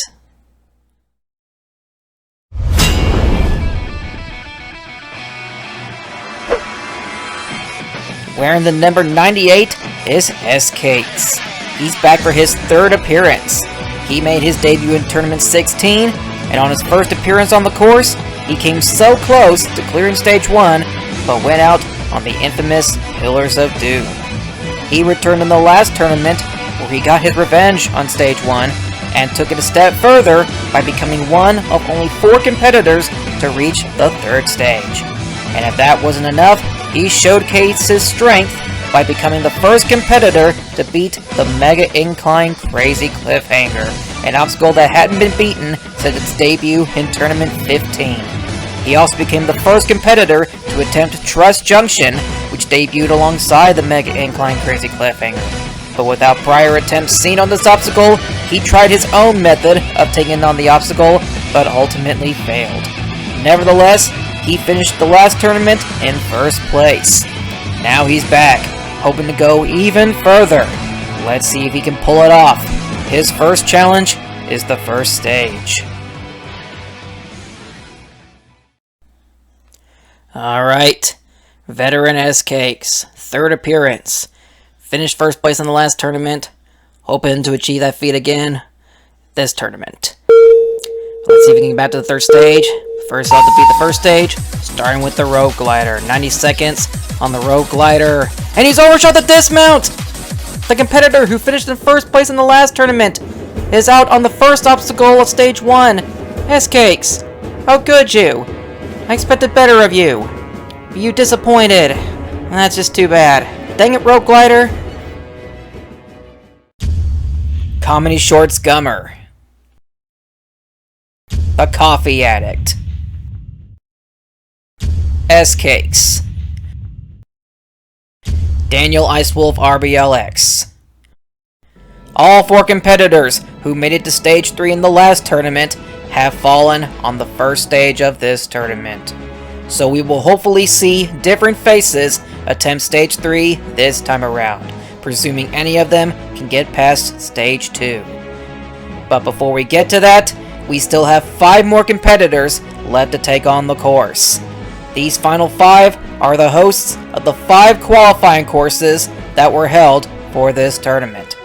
And we'll start with the host of the 5th place qualifying course. And it is Ryderly Angle, a regular making his 3rd appearance on the course. He made his debut in Tournament 15, missed Tournament 16, returned to the last tournament, and was the only competitor to go out on the tire pressure, which is unfortunate. But now he's back, hopefully to go even further this time around. Alright, Stage 1. Let's see how he does on the rope glider, and he overshoots the dismount. He failed the first obstacle in his debut, and failed the first obstacle again on his 3rd appearance. It's unfortunate, but Ryder is unfortunately out early on Stage 1. Next up is KleverNinjaz, the host of the 4th place qualifying course, and he's the Shingo Yamamoto of Ninja Warrior of Roblox, whereas he's the only competitor to have competed in every single tournament. And if his name KleverNinjaz seems new to you, it's because he's formerly known as KyleNinja3970. Cleared Stage 1 for the first time since Tournament 7 in the last tournament. Can he do it again? No, he won't! He'll also overshoot the dismount! Much like Riderly Angle, Klever has fallen early on stage 1. He admitted prior to his run that he cut his finger, so he wasn't going to be 100%. Even though it worked out for Furisu Kodo, it didn't work out for Kyle. And unfortunately, KleverNinjaz is out on the first obstacle of stage 1. Next up is the host of the third place qualifying course, Daktract, a veteran formerly known as the Cool 22, making his 11th appearance on the course. He went out on the first obstacle on his landmark 10th appearance in the last tournament. Even though he made his debut in Tournament 7, he missed Tournament 8, then returned Tournament 9, competing in every tournament since then. But he's now passed on the first obstacle, which is already better than both Ryder and Klever, and his own personal worst last tournament. I don't recall if he failed the first obstacle in any prior tournaments, but anyway. He's already onto the Saturn now. Can you handle this? Yes, he will! And he has passed the obstacle. Now for the spinning rings. This has caused trouble for Sky and Daniel, and now for Dak too! He's out on it, and now he's stuck on the first ring! We better hurry up and get some help down there to get him out of that. But before then, let's take another look at that. Got to the spinning rings, and he just completely overshot the jump to the first half of the first ring, and then got caught in the second half, and now it looks like he's going to need some help getting out of it, but that doesn't change the fact that he still overshot the first half of the first ring and fell into the water before he got stuck, so Dak is unfortunately out on the spinning rings. And next up is All-Star Furipu, the host of the second place qualifying course. He's making his 12th appearance. Last tournament was his personal worst as he went out on the first obstacle. Before that, his personal worst was going out on the fourth obstacle on Tournament 7 and 15. And speaking of Tournament 7, that was his debut on the course. Anyway, he's already passed the first obstacle, so he's past that nightmare. I'm fairly certain that haunted him ever since the last tournament. But anyway, past the rolling boulder, and now for the Saturn. Over the hurdle. And he's beaten the Saturn. Now for the spinning rings. Can he avenge Daktract? Yes, he will. And now for the jumping spider. Down to less than a minute. And Furipu was the first competitor to clear the first stage for 5 consecutive tournaments. Broke that streak in Tournament 15. Now he's hoping to get a new streak going. He couldn't do it last tournament. But now he's past the jumping spider, so let's hope he can get back into the swing of things on the new terrain. Past the slippery logs now. Got plenty of time now. Warped wall. 30 seconds. Having a hard time getting up it. And he got up on his third attempt. Giant swing now. Lands the Tarzan vault. He made the transition. The cannonball climb he does. And now he's climbing up it. Come on, Come on, Furipu. You got this. You got this. And he is going to do it. Furipu, aka Phillips Gun, has cleared the first stage for his 7th time. Doing it with just over 12.5 seconds left. Furipu, after achieving his personal worst in the last tournament, is now heading back to the second stage. That was incredible. Here's another look at it.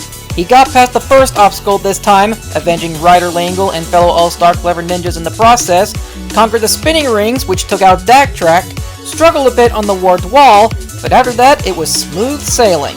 He didn't clear with the fastest time, but still cleared with a pretty good time.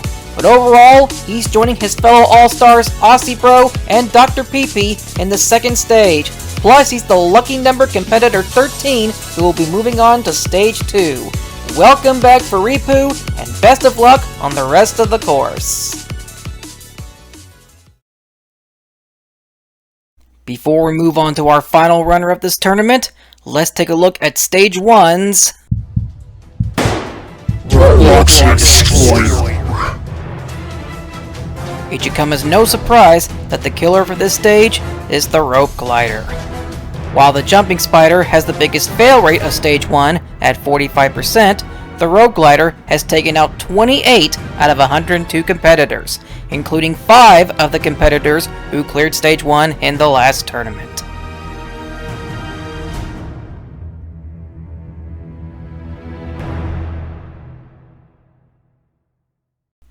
And now, after 102 attempts on the course, with 13 of them advancing to Stage 2, we're on to our final competitor, Mr. 103, the host of the first place qualifying course for this tournament. It is the American Ninja Guy, regular making his 4th appearance on the course. He made his debut in Tournament 15 and competed in every tournament since then. He came so close to clearing Stage 1 in the last tournament, but went out on the Tarzan Vault. The Tarzan Vault hasn't been causing any trouble in this tournament, so hopefully he can improve on his performance from last tournament. Anyway, he's already onto the rolling boulder. Can he get past this? He will. And now for the Saturn. Over the hurdle. And clears it. Now for the spinning rings. He saw Dak go out on this. Can he beat it? Oh, there goes the second ring going high. He's got to make the jump to the third ring. And he's overshot this back end of the third ring, and he's out on the spinning rings.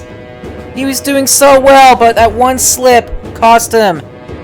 Let's look at it again. The first ring was no problem for him. On the second ring, though, it started to get too high for him to make the jump to the third ring, but he waited for it to begin spinning forward, and thus was able to reach for the third ring. But as it was spinning, he just missed the back end of that ring and plummeted into the water. And another top competitor goes out on the new spinning rings. That's too bad. And with that, Stage 1 of Tournament 18 has come to an end. And after 103 attempts on the first stage of the first tournament to be hosted on the new terrain, we still have 13 competitors left standing to continue their quest to become the next top competitor. And among these 13, 6 of them will be attempting the second stage for the first time in their career. And moving on to the second stage are 2 newcomers, 4 regulars, 4 veterans, and 3 all-stars.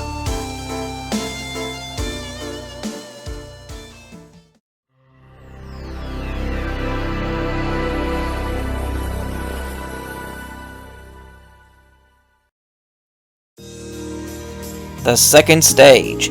8 obstacles more brutal than the obstacles seen in Stage 1. This stage will test the competitors' precision and speed. The competitors will need to be precise with their jumps and do it all at an exceptional speed. One misstep could send them to the water, yet doing it all too slow will leave them in the dumps. It all starts with the sliding jump rope. Competitors will first jump onto this bar and slide down the track, and then get enough momentum to jump onto a smaller version of the rope glider, much like the one on Stage 1, but with a smaller track and a smaller dismount platform. Then it's the oh-so-infamous triple salmon ladder. It's been modified to where you can't walk off the back of each set or overshoot them. However, the jumps in between each set is a bit tougher. So it's up to the viewer to decide whether this obstacle is considered nerfed or buffed. On top of the triple salmon ladder is the gliding ring. Competitors will have to jump onto the ring, hold onto it while it slides down the track, and then get a big enough swing to make the dismount. Then it's the return of the peg jump, returning from Tournament 6. The pillars are smaller and the path is straightforward, as opposed to when they go in a downward angle like the previous incarnation of this obstacle. And the competitors will have to decide how to go about this obstacle. Then it's the new beam trenches, an obstacle submitted by SkyLineJames, and this is the real reason he got to wear the number 96 for this tournament. Here the competitors will jump around each trench and then jump to the next set, rinse and repeat. After that is the boulder swing, slightly buffed from the last tournament, and that the swing is a bit smaller, but the way to do it is still the same. Then it's the cable circuit, mostly redesigned. However, the platforms on the poles are smaller, so it's more difficult to maintain your grip on them. But now they don't wobble anymore, so that's a plus. Then replacing the thin path, the last obstacle of Stage 2, is the wall split. Competitors will have to push the walls blocking their path open, making sure that they move both walls, with each getting bigger and heavier. And on the other side of the third wall is the red button. Like stage 1, competitors will have to defeat each obstacle without touching the water and do it within the time limit in order to advance to stage 3. This time, the time limit is 85 seconds. And as usual, the order will be in the order of the competitors who cleared stage 1.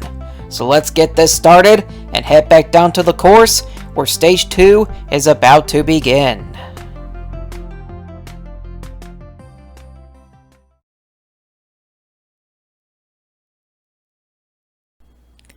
Kicking off the second stage is G-Man 992421, regular making his first appearance on the second stage. I mean, obviously since he's a regular.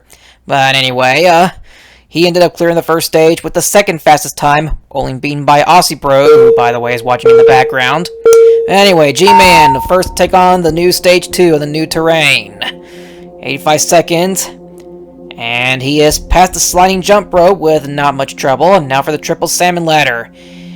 Even though you can't overshoot jumping to each ledge, the jumping to each set, as you saw there, is a little more difficult, as he undershot the jump to the third set, but now he's onto it now. Getting onto it, and he has passed it. Now for the gliding ring. Gliding down it nicely, and he's through the gliding ring. Less than a minute now as he takes on the peg jump. Got plenty of time to clear this stage, but gotta keep it going. And he is past the peg jump. And now he'll be the first to take on the beam trenches, submitted by SkyLineJames. Past the first set, now for the second set, and now for the third set, and he's missed the jump onto the second trench, and G-Man's the first victim of the beam trenches. Let's take another look at that. He was getting through the beam trenches fine, handling the first and second sets with no trouble, and he got onto the third set, but when making the jump to the second trench, he jumped just a little too far forward and got caught by that support beam and couldn't recover. And G-Man 992421 is the first victim of the new beam trenches.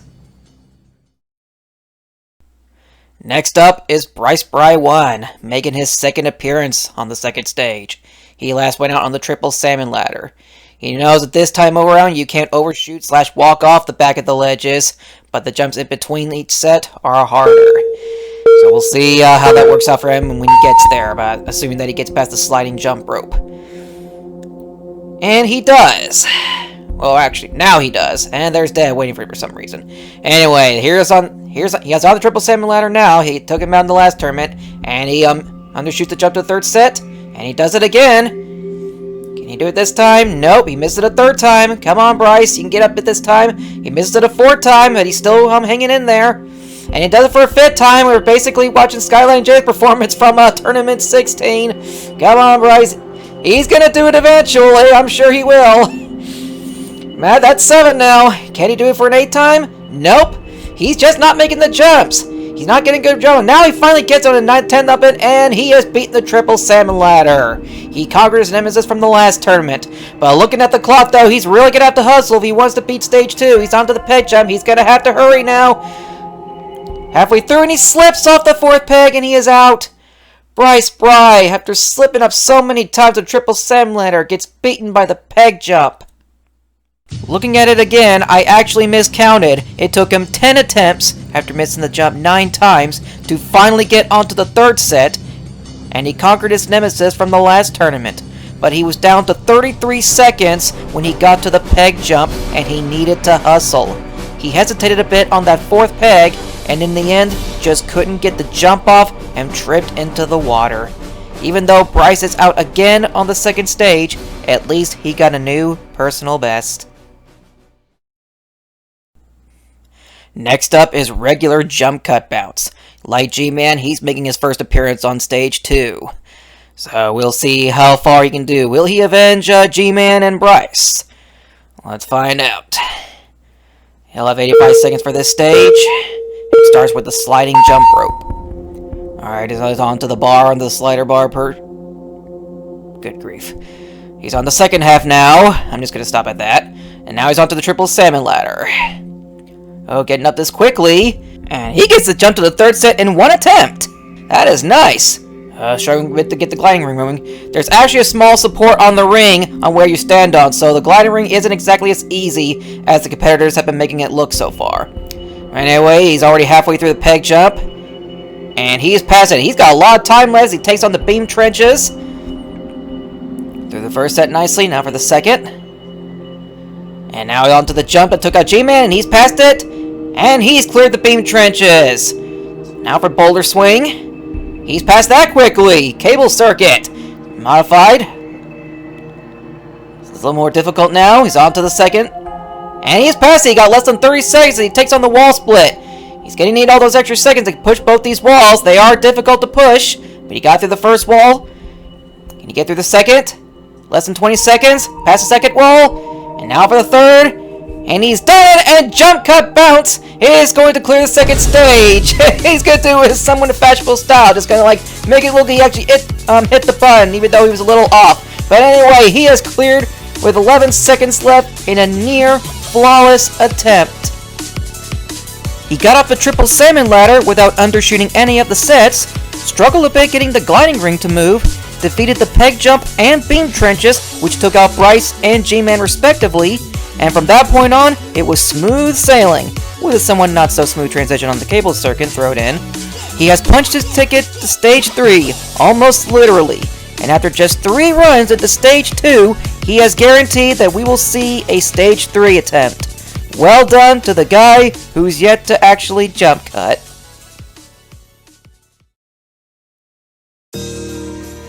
Alright, jump cut bounce has become the first competitor this tournament to clear stage 2.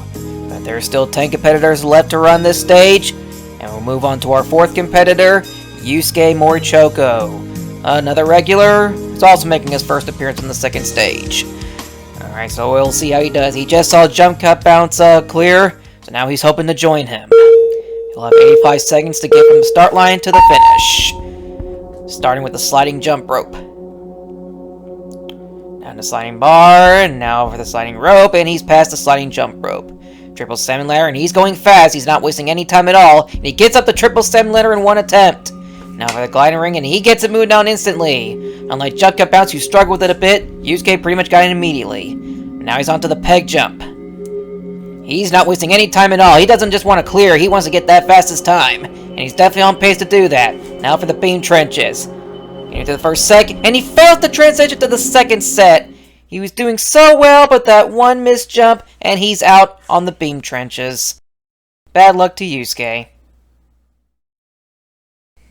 Next up is veteran Kenji Takahashi, attended the 2nd stage for his first time since Tournament 15, and his 5th time overall.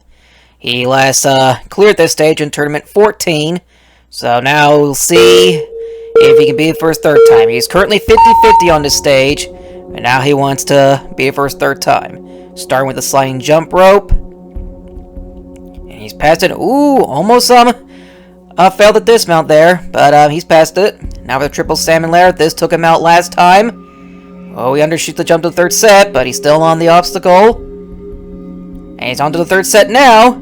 Oops, slips a bit, but he quickly climbs back up, and he's beating it. Now for the glide ring.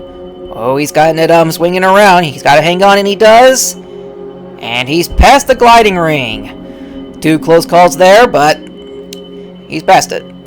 Peg jump now. Getting through this quickly and nicely.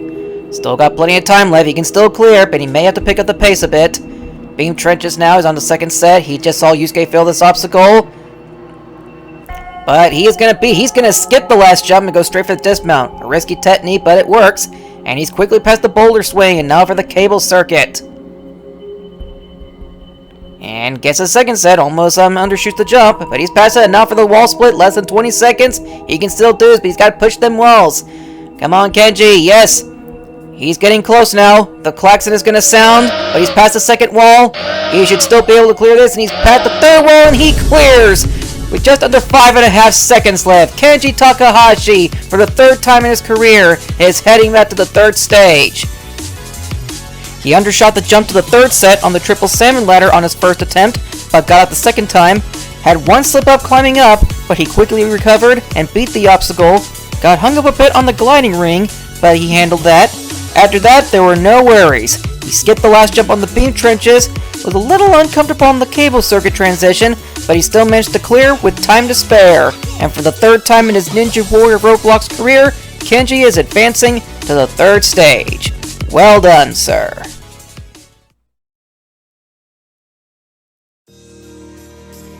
Alrighty then, we've seen 5 competitors take on this stage, and 2 of them have already punched their ticket to Stage 3. Let's keep things going, and hopefully see more advance to Stage 3, starting with one of the 2 newcomers who cleared Stage 1 this tournament. It's Barry Scott Sillet Bang. Sorry if I mispronounced it. Anyway, this is now the 8th tournament in a row where at least one newcomer has cleared the first stage. The last time a newcomer didn't advance to Stage 2 was Tournament 10. But anyway, that's irrelevant. Here he is in his little gang shirt, waving to his mom, who's clearly in the audience. I mean, clearly she's in the audience. Anyway, 85 seconds for him now. He's on the sliding jump rope. Past the bar slider portion. And now past the rope glide portion, almost overshooting the dismount. If that could even be possible. Anyways, on the triple Sam ladder, up the third set in one attempt. Struggling to climb up it, but now he has. And now he's onto the gliding ring, he's got it moving instantly. And he's past it, he's doing all this sideways. And now for the peg jump. And he's rushing the obstacle, and he's undershot the jump to that third peg. Oh, he rushed the obstacle. He barely got onto that second pillar, and because of that, he didn't give himself enough room to make the jump, and he undershot the jump to that next pillar. And Barry Scott Sillet Bang is out on the peg jump. Next up is Daniel Snivy Tosh, veteran making his second appearance on the second stage. He last reached the stage in Tournament 12, where he fell on Cannonball Alley, which was the 4th obstacle stage 2 at the time. That obstacle is no longer on the course, so it'll be interesting to see how far he goes this time around. Alright, well, he's on the sliding jump rope. Oh, the bar's starting to fall off the track. Oh, that's dangerous there, but he's through it. And he's past the rope, almost falling off and landing to the water there. That was quite a ride. Anyways, he's onto the triple salmon ladder now, and he gets rejected by the first set. And Snivy is out early on the second stage.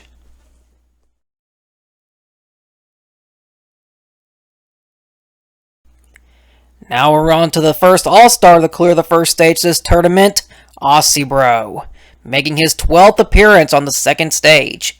He began reaching the stage consecutively in Tournament 12, yet he's only beaten the stage 4 times in the previous 11 times he's attempted this stage. And currently he's the only active competitor to have double-digit Stage 1 clears. The other being Reality Pales, who's retired from the competition. Anyway, last tournament, Aussie Bro went out on the boulder swing. And he's quickly up the triple salmon ladder in one attempt. And quickly down the gliding ring, and he still has over a minute as he heads to the peg jump. Now you see why he's the speed demon. He likes to rush on this course. And it really works out for him most of the time. I mean, usually on the second stage, not so much. Anyway, he's onto the beam trenches now, and he's getting through this quickly. He ain't slowing down. And he's also going to skip the last jump, and now to the boulder swing. This took him out in the last tournament, but he's beaten it this time. And now for the cable circuit. It's less than 40 seconds. Plenty of time to clear this stage. But he's not going to slow down. Not for anything. And not even for the wall split, which he still has 30 seconds for. And he's past the first wall. He's making sure that he's moving both walls. And he's doing it. And past the third wall, and Aussie Bro clears the second stage for his 5th time in his career, and he does it with 20 seconds left, which is currently the fastest time. When you consider he's only the 3rd competitor to clear this stage. Anyway, there's our fellow All-Star for Reboot to congratulate him, and our friend Ryderly Angle, and Aussie Bro's gonna drink his invisible Gatorade as we take a look at his clear once again. I mean, I don't know what else to say. That attempt was basically flawless. He handled every obstacle like it was nothing. He even got past the obstacle that took him out in the last tournament, and that's just all there is to say. Just Aussie Bro, for the 5th time in his Ninja Warrior of Roblox career, is advancing to the 3rd stage. And I'm fairly certain that no one is going to talk about that as something to do with the number that he's been given for this tournament. So congratulations, Aussie. We look forward to seeing how far you can go this time.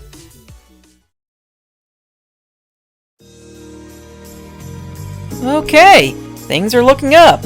8 runners down and 5 to go. 3 of those 8 are moving on to Stage 3. So let's see some more competitors clear Stage 2. Well, our next competitor is definitely one who's most certain to do so. It is All-Star Dr. PP, making his 7th appearance on the second stage. He last reached the stage in Tournament 16, where he got to Stage 3 for the 3rd time in his career, and finished that tournament in 1st place. So he's currently 50-50 on this stage. Bar's kind of caught on the track on the sliding jump rope, but he gets realigned and get it through, and now he's on the rope, and he's beating it with ease. Now for the triple salmon ladder. Can he get up this? He's on the second set, and he slips off, and he's falling off the triple salmon ladder, and he's out on it. I can't believe that just happened. Let's take another look at that. See, he got onto the second set, but as he was making the climb up, he just jumped too far back and couldn't catch the ledge. He briefly caught the ledge at the bottom of the ladder, but couldn't hang on. And for the first time in his career, the dog has been beaten by the triple salmon ladder. Man, during the first few runs, the triple salmon ladder wasn't causing a whole lot of trouble, aside from causing Bryce to burn out most of his time. But we've just seen it take out 2 of our top competitors. It's obviously a late biter. Well, hopefully our next competitor won't have trouble with it, or any of the obstacles this stage. And it is Savage_Gamer935, the second newcomer to clear Stage 1 this tournament, and the last newcomer to clear Stage 1 this tournament. So it's time to see if he'll become the 4th competitor to clear Stage 2 this tournament. And he'll have 85 seconds to do so. And he starts with a sliding jump rope. Getting down the bar wire nicely. And down the rope. And he's through it. Clean dismount there. Triple salmon ladder. He's going to do it sideways. And he's going to do the right method of jumping to the 3rd set. And he is past it. Now for the gliding ring. And he is through that nicely. Alright, this is looking really promising. Let's see how Justin Page. Ooh! He's going to go straight for that far peg on the right. No one's really done that so far, but he's become the first. And it looks like he's going to do almost every peg on this obstacle. That's fine. He's still got time to clear. And now for the beam trenches. This has been causing troubles so far this tournament. Can this newcomer get past it? He will not! He's going to somehow overshoot the jump to the last trench on the second set of the beam trenches. I did not see that coming. But in any case, Savage_Gamer935 is the next victim of the beam trenches.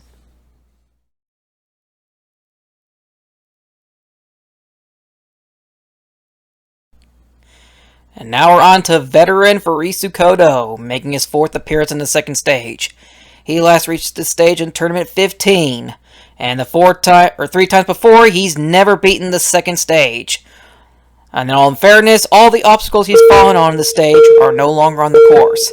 His first time in Tournament 7 was the Skinny Bridge. And his second time in Tournament 13 was Cannonball Alley. And as I saying that, the bar almost derailed from the track, but he quickly recovers and struggled a bit to get the boat moving, but he got that and a clean dismount. Now for the triple salmon ladder. He's never had trouble with this obstacle aside from occasional slips. Bottom line is that he's never fallen on this obstacle. And he failed to get up to the 3rd set in the second time, and now he does it on his 3rd time. Getting up kind of slow, but up it and getting the gliding ring nicely. I was trying to say, like his 3rd time in on the stage in Tournament 15, he went out on the Cyclone Steps. Like I said, all 3 of those obstacles are no longer the course. So yeah, Farisu Kodo, still not completely 100%. He's more like maybe 90 or something. Anyway, and almost slips off the beam trenches, but he recovers. Looking at the clock, though, he's going to want to pick up the pace if he hopes to clear Stage 2 for his first time. He's on the boulder swing now. He's got 25 seconds. Almost slips off on the swing there, but he's quickly recovered from that and onto the cable circuit.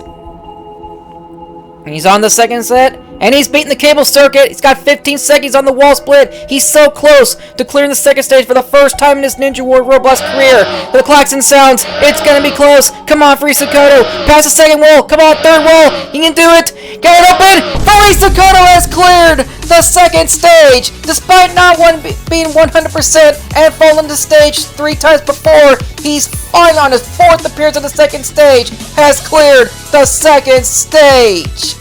Yes! And from the very start, it was a near disaster.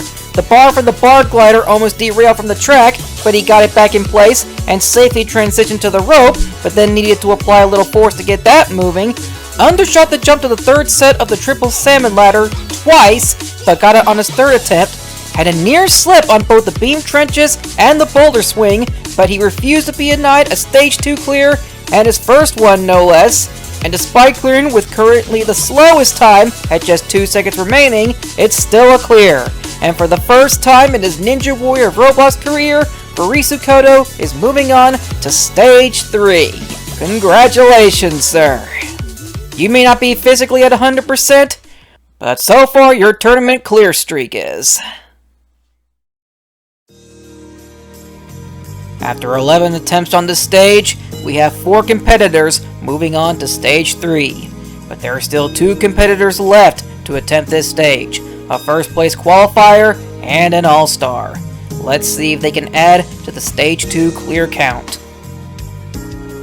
Starting with Kane the RNW Master, making his debut to the second stage. On just his 3rd appearance on the course, and his first time since Tournament 11, he's made it to the second stage. Must say, quite impressive. Well, anyway, getting through the sliding jump rope nicely, almost overshooting the dismount, and far to the right. It's on the triple salmon ladder. Gonna make the jump sideways, and he ends up slipping off the second set, and he's out on the triple salmon ladder. A first place qualifier is out early on the second stage. And Kane's return to the course ends on the triple salmon ladder.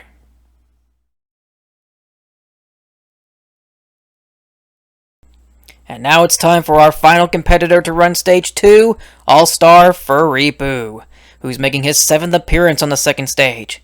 He last reached the stage in Tournament 16, where he went out on the revamped Domino Hill. And that was only his 2nd ever stage 2 fail, his first being Tournament 11, where he timed up short of the finish. Anyway, he's on stage 2 now, hoping to get back to stage 3 for the first time since Tournament 14. He's on the triple salmon ladder. Should have no problem with this on the second set. Alright, now to jump to the third. And he's undershot it, but he's still in the obstacle, and he slips off! He slipped off the jump to the second set, and he's out on the triple salmon ladder. Furipu's out. What just happened? Let's just take another look at that. See, he undershot the jump to the third set, but recovered. But looking closely here, he just slightly undershot the jump onto the second set and lost his grip, thus plummeting into the water. And for the first time in his Ninja Warrior of Roblox career, Furipu has been beaten by the triple salmon ladder. And for the 4th tournament in a row, Furipu will not be heading back to stage 3. That is heartbreaking. And off he goes, off to the mountains. Next time we see him, he'll hopefully be stronger than ever, and ready to take on the course again, and hopefully get back to stage 3.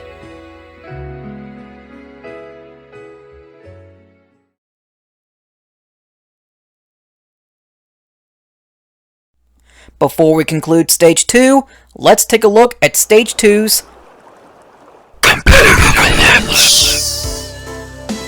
While Furipu's fail on the triple salmon ladder is shocking, we've seen fails like that many times on that obstacle. So instead, the honor goes to both Gman992421 and IISavage_Gamer935 for their fails on the new beam trenches. I really couldn't decide between the two, so I just decided to call it a tie and give them both the competitor collapse. And with that heartbreaking end, Stage 2 has come to a close. 13 competitors have survived the new Stage 1, and after seeing them attempt the new Stage 2, the playing field has been narrowed down to 4.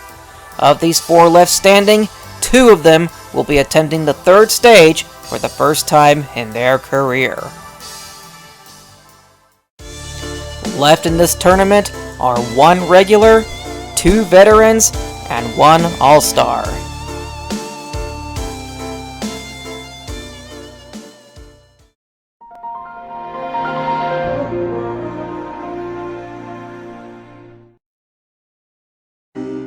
Stage 3. The ultimate test of precision and skill. The 8 most difficult obstacles of the entire course. So difficult that time will not play a part in determining who has what it takes to go all the way. It begins with the roulette cylinder, redesigned from the last tournament to where it not only looks better, but it rolls down the track a lot easier. Of course, now you have to use the handles to get it rolling, but cling on to any of them and the roulette could land you an unlucky 0. Then replacing the 6 flags is the hole grasper. 6 holes of varying length and height where precision is key. Then another new obstacle, the V-boards. Much like the floating boards from the older tournaments, except the boards are shaped like V's, and there are small ledges on various parts of each board that the competitors will have to land on to stay on board. Yeah, that joke actually sounded much better in my head. Boo, you stink! After that is the Mega Incline Crazy Cliffhanger. Redesigned to make the ledges require more precision when landing on them, and as an added twist, one extra ledge has been added to the end of the obstacle, making the cliffhanger slightly more difficult than it was before. Then you're on to the halfway point, in which the first of the final 4 obstacles of this stage is the jumping rings. 2 rings to swing on, and you'll need to get a big enough swing to transfer to the next, and then onto that rope ladder to then take on the wire cross. 4 wires, all placed on an angle. Don't trip on any of these wires, or you'll get jump cut. Then it's Trust Junction, same as in the last tournament, but just redesigned. Not much else to say. And the last obstacle to conclude this stage is the bar dropper. Redesigned from the one made in Tournament 15, but now the drop part is more difficult. Make the jump to that finish platform, and you advance to Stage 4. There is no time limit to completing this stage, though you are only allowed 30 seconds to rest in between each obstacle. Will any of these 4 competitors left standing in this tournament figure out this new 3rd stage and make it to the final stage? We shall find out soon. Let's begin Stage 3 with the first of the 4 Stage 3 finalists, who's waiting at the start platform.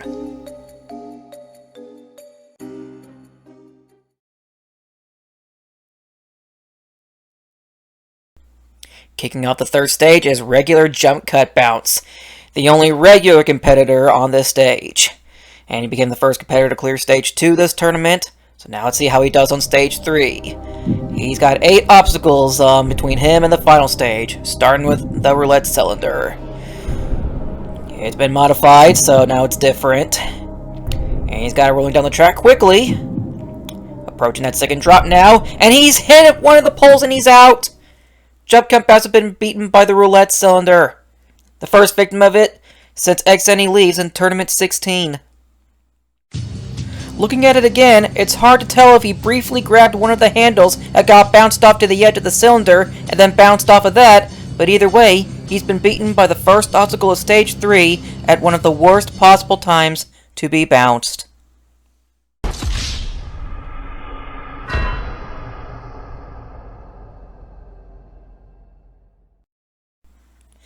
Now we're on to veteran Kenji Takahashi, making his 3rd appearance on the 3rd stage. He first reached this day on his debut in Tournament 7, and before he can eventually begin, he's struggling to get up on the roulette cylinder. That's not the way to do it. You're going to have to get up from one of the side, because if you try to do it straight forward from the back of it, you're going to get caught by one of the handles. There he goes. Now he's officially onto it.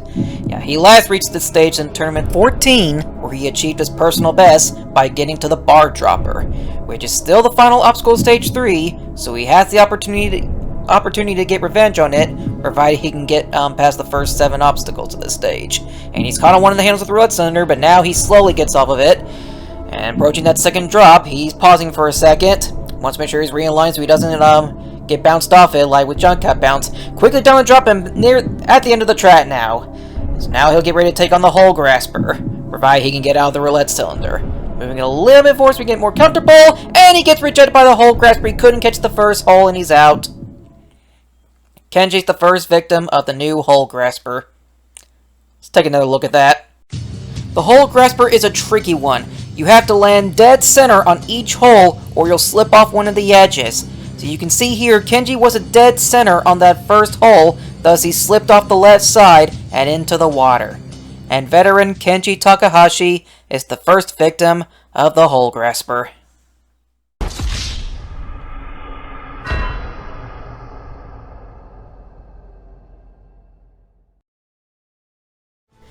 Well, the first two competitors of this stage are already out on the first two obstacles of this stage.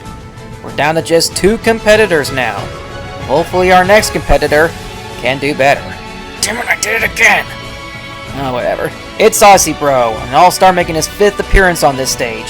He last reached this stage in Tournament 16, where he went out on the 6 flags, which is no longer in this stage. I'm sure he's happy about it. Alright, well, if he wants a new personal best, he's got to get to the bar dropper. Or I guess at least the 7th obstacle. Anyway, or not 7th obstacle, 6th obstacle. Whatever. Point is, he's on the roulette cylinder, and he's got to get from this all the way to the end of the cliffhanger and actually get onto the 5th obstacle to, I guess, achieve a new personal best. I don't know. Let's just focus on this. He's quickly through the roulette cylinder, and on the hole grasper. He's getting each jump nicely, carefully hanging on, and he's passed it quickly. So you see why he likes to go fast, but now he's onto the V-boards. He looks up, but it's not like a floating boards, or like a floating boards, on the second board, and he slips off the second board! He tried to grab the ledge on the other side of that board, and he couldn't catch it, and he's out. Aussie Pro is out on the V-boards. He got through the first board nicely, but on that second board, he didn't jump around far enough to reach the ledge on the other side, and instead jumped right into the water. And even though his performance this time around is better than his last 2 appearances, he's still out somewhat early on Stage 3, and he's the first victim of the new V-boards.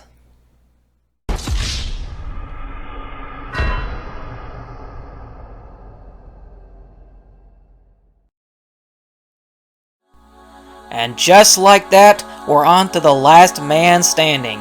Only 1 competitor left to hopefully get to the final stage of this course. It's a competitor who's making his debut to Stage 3, and it's the first time in his career that he'll be the last man standing. Furisu Kodo. He's endured so much and had so much struggles up to this point that it's going to be very challenging for him to get to the final stage, or at least outperform the 3 competitors who already attended the stage and went out on the first 3 obstacles. So, he's got a lot to live up to. And he did say that he's near 100% up to this, so yeah, he's going to need it if he hopes to do well. Hopefully get to the final stage. And already he's struggling to get onto the roulette cylinder. He's already had to regen as it was already starting on without him. And that's his first challenge, actually getting onto the roulette cylinder, which he has done. He's getting it rolling nicely. Alright, approaching the first drop, and he's got that. Getting through the second track nicely. Can he get that second drop? Yes, he does. Alright, he's getting close to the end of the track. Yeah, you're going to want to move it a little more forward and close to the end of the track if you want to make the transition to the hole grasper. And he's done it! I mean, he didn't get all the way near the trap, but just far enough to where he can grab it. And he's getting through this slow and steady. And he's past the hole grasper. And now he's onto the V-boards. If he can get past this obstacle, he'll have already placed in first place. But he's taking a little breather. You want to make sure that he's in fit condition when he takes on the obstacle to follow this. Alright, he just saw Aussie broke on this, so he wants to approach this slow and steady. Alright, already on to the other side, and onto the third board, so he's already beaten Aussie Bro. He wants to do better. Yeah, he has to drop down that bottom ledge, not only because it would be disqualification if he were to jump to the fourth board from that top ledge, but also because there's a little barrier at the top of the truss between the third and fourth board that will cut you off if you try to transition from the top ledge of the third board to the fourth board. And as I say all that, he's eyeing down the Mega Incline Crazy Cliffhanger. And here he goes. The last competitor to beat this was S-Cakes in the last tournament. Can he be the second competitor to beat it? It's been revamped to be a little more different. The approach is different. The ledges are a little more difficult to grasp on. On the ledge, and he's fallen on it! Furisu Kodo, on that last incline, has fallen. And he's out on the Mega Incline Crazy Cliffhanger. And just like that, the tournament is over. He got through the first 3 obstacles slow and steady with little to no trouble, but with the cliffhanger modified to be more tricky, he wasn't certain on how he'd go about it. On that last inclined ledge, he had the distance, but not the right angle, and he couldn't hold on. And Furisu Kodo is yet another victim of the mega incline crazy cliffhanger. And the tournament has come to an end, with the mega incline crazy cliffhanger once again being the obstacle to beat.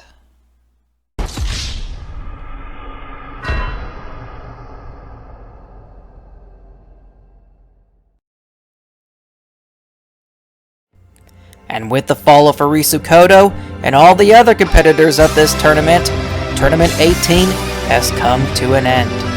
103 competitors have come to take on the first tournament to be hosted on the new Roblox terrain, and despite the changes, 13 of them have proven themselves worthy of clearing the new first stage, and then 4 of those 14 showed they can handle the difficulty of the new second stage and move on to the next, and we've just seen these 4 take on the new third stage, but none of them could get past the first half. And Furisu Kodo, despite not being in peak condition heading into this tournament, still finishes in first place for the first time in his career. Following him are Aussie Bro and Keiji Takahashi, respectively. Not a bad way to kick off the new Roblox terrain era, if I do say so myself. But this is just the beginning. Next time will be the final tournament to go past the usual 100 competitor limit. We'll see 103 more competitors attempt the next tournament, which will feature more difficult challenges for our competitors. And it will also feature a set of competitors who participated in a special side competition held for the next tournament. But all of that will have to wait until next time. For now, I hope you all enjoyed the first of the new terrain tournaments, with many more to come. And if you did, don't forget to like and share this video. And if you haven't already, make sure you subscribe. And if you haven't already, make sure you click that bell icon next to the subscribe button so you can get notified on all future uploads or occasional uploads.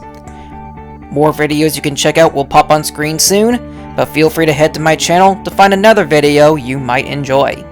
Special thanks to everyone who contributed to help this tournament come to fruition. Music soundtracks used in this tournament are in the description. I thank you for watching, and I'll see you next time for Tournament 19. Until next time, ciao peoples.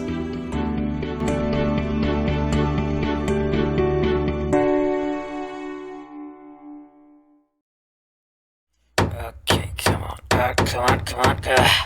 Man, this is pretty tough with a robotic arm. Alright. That ought to do it.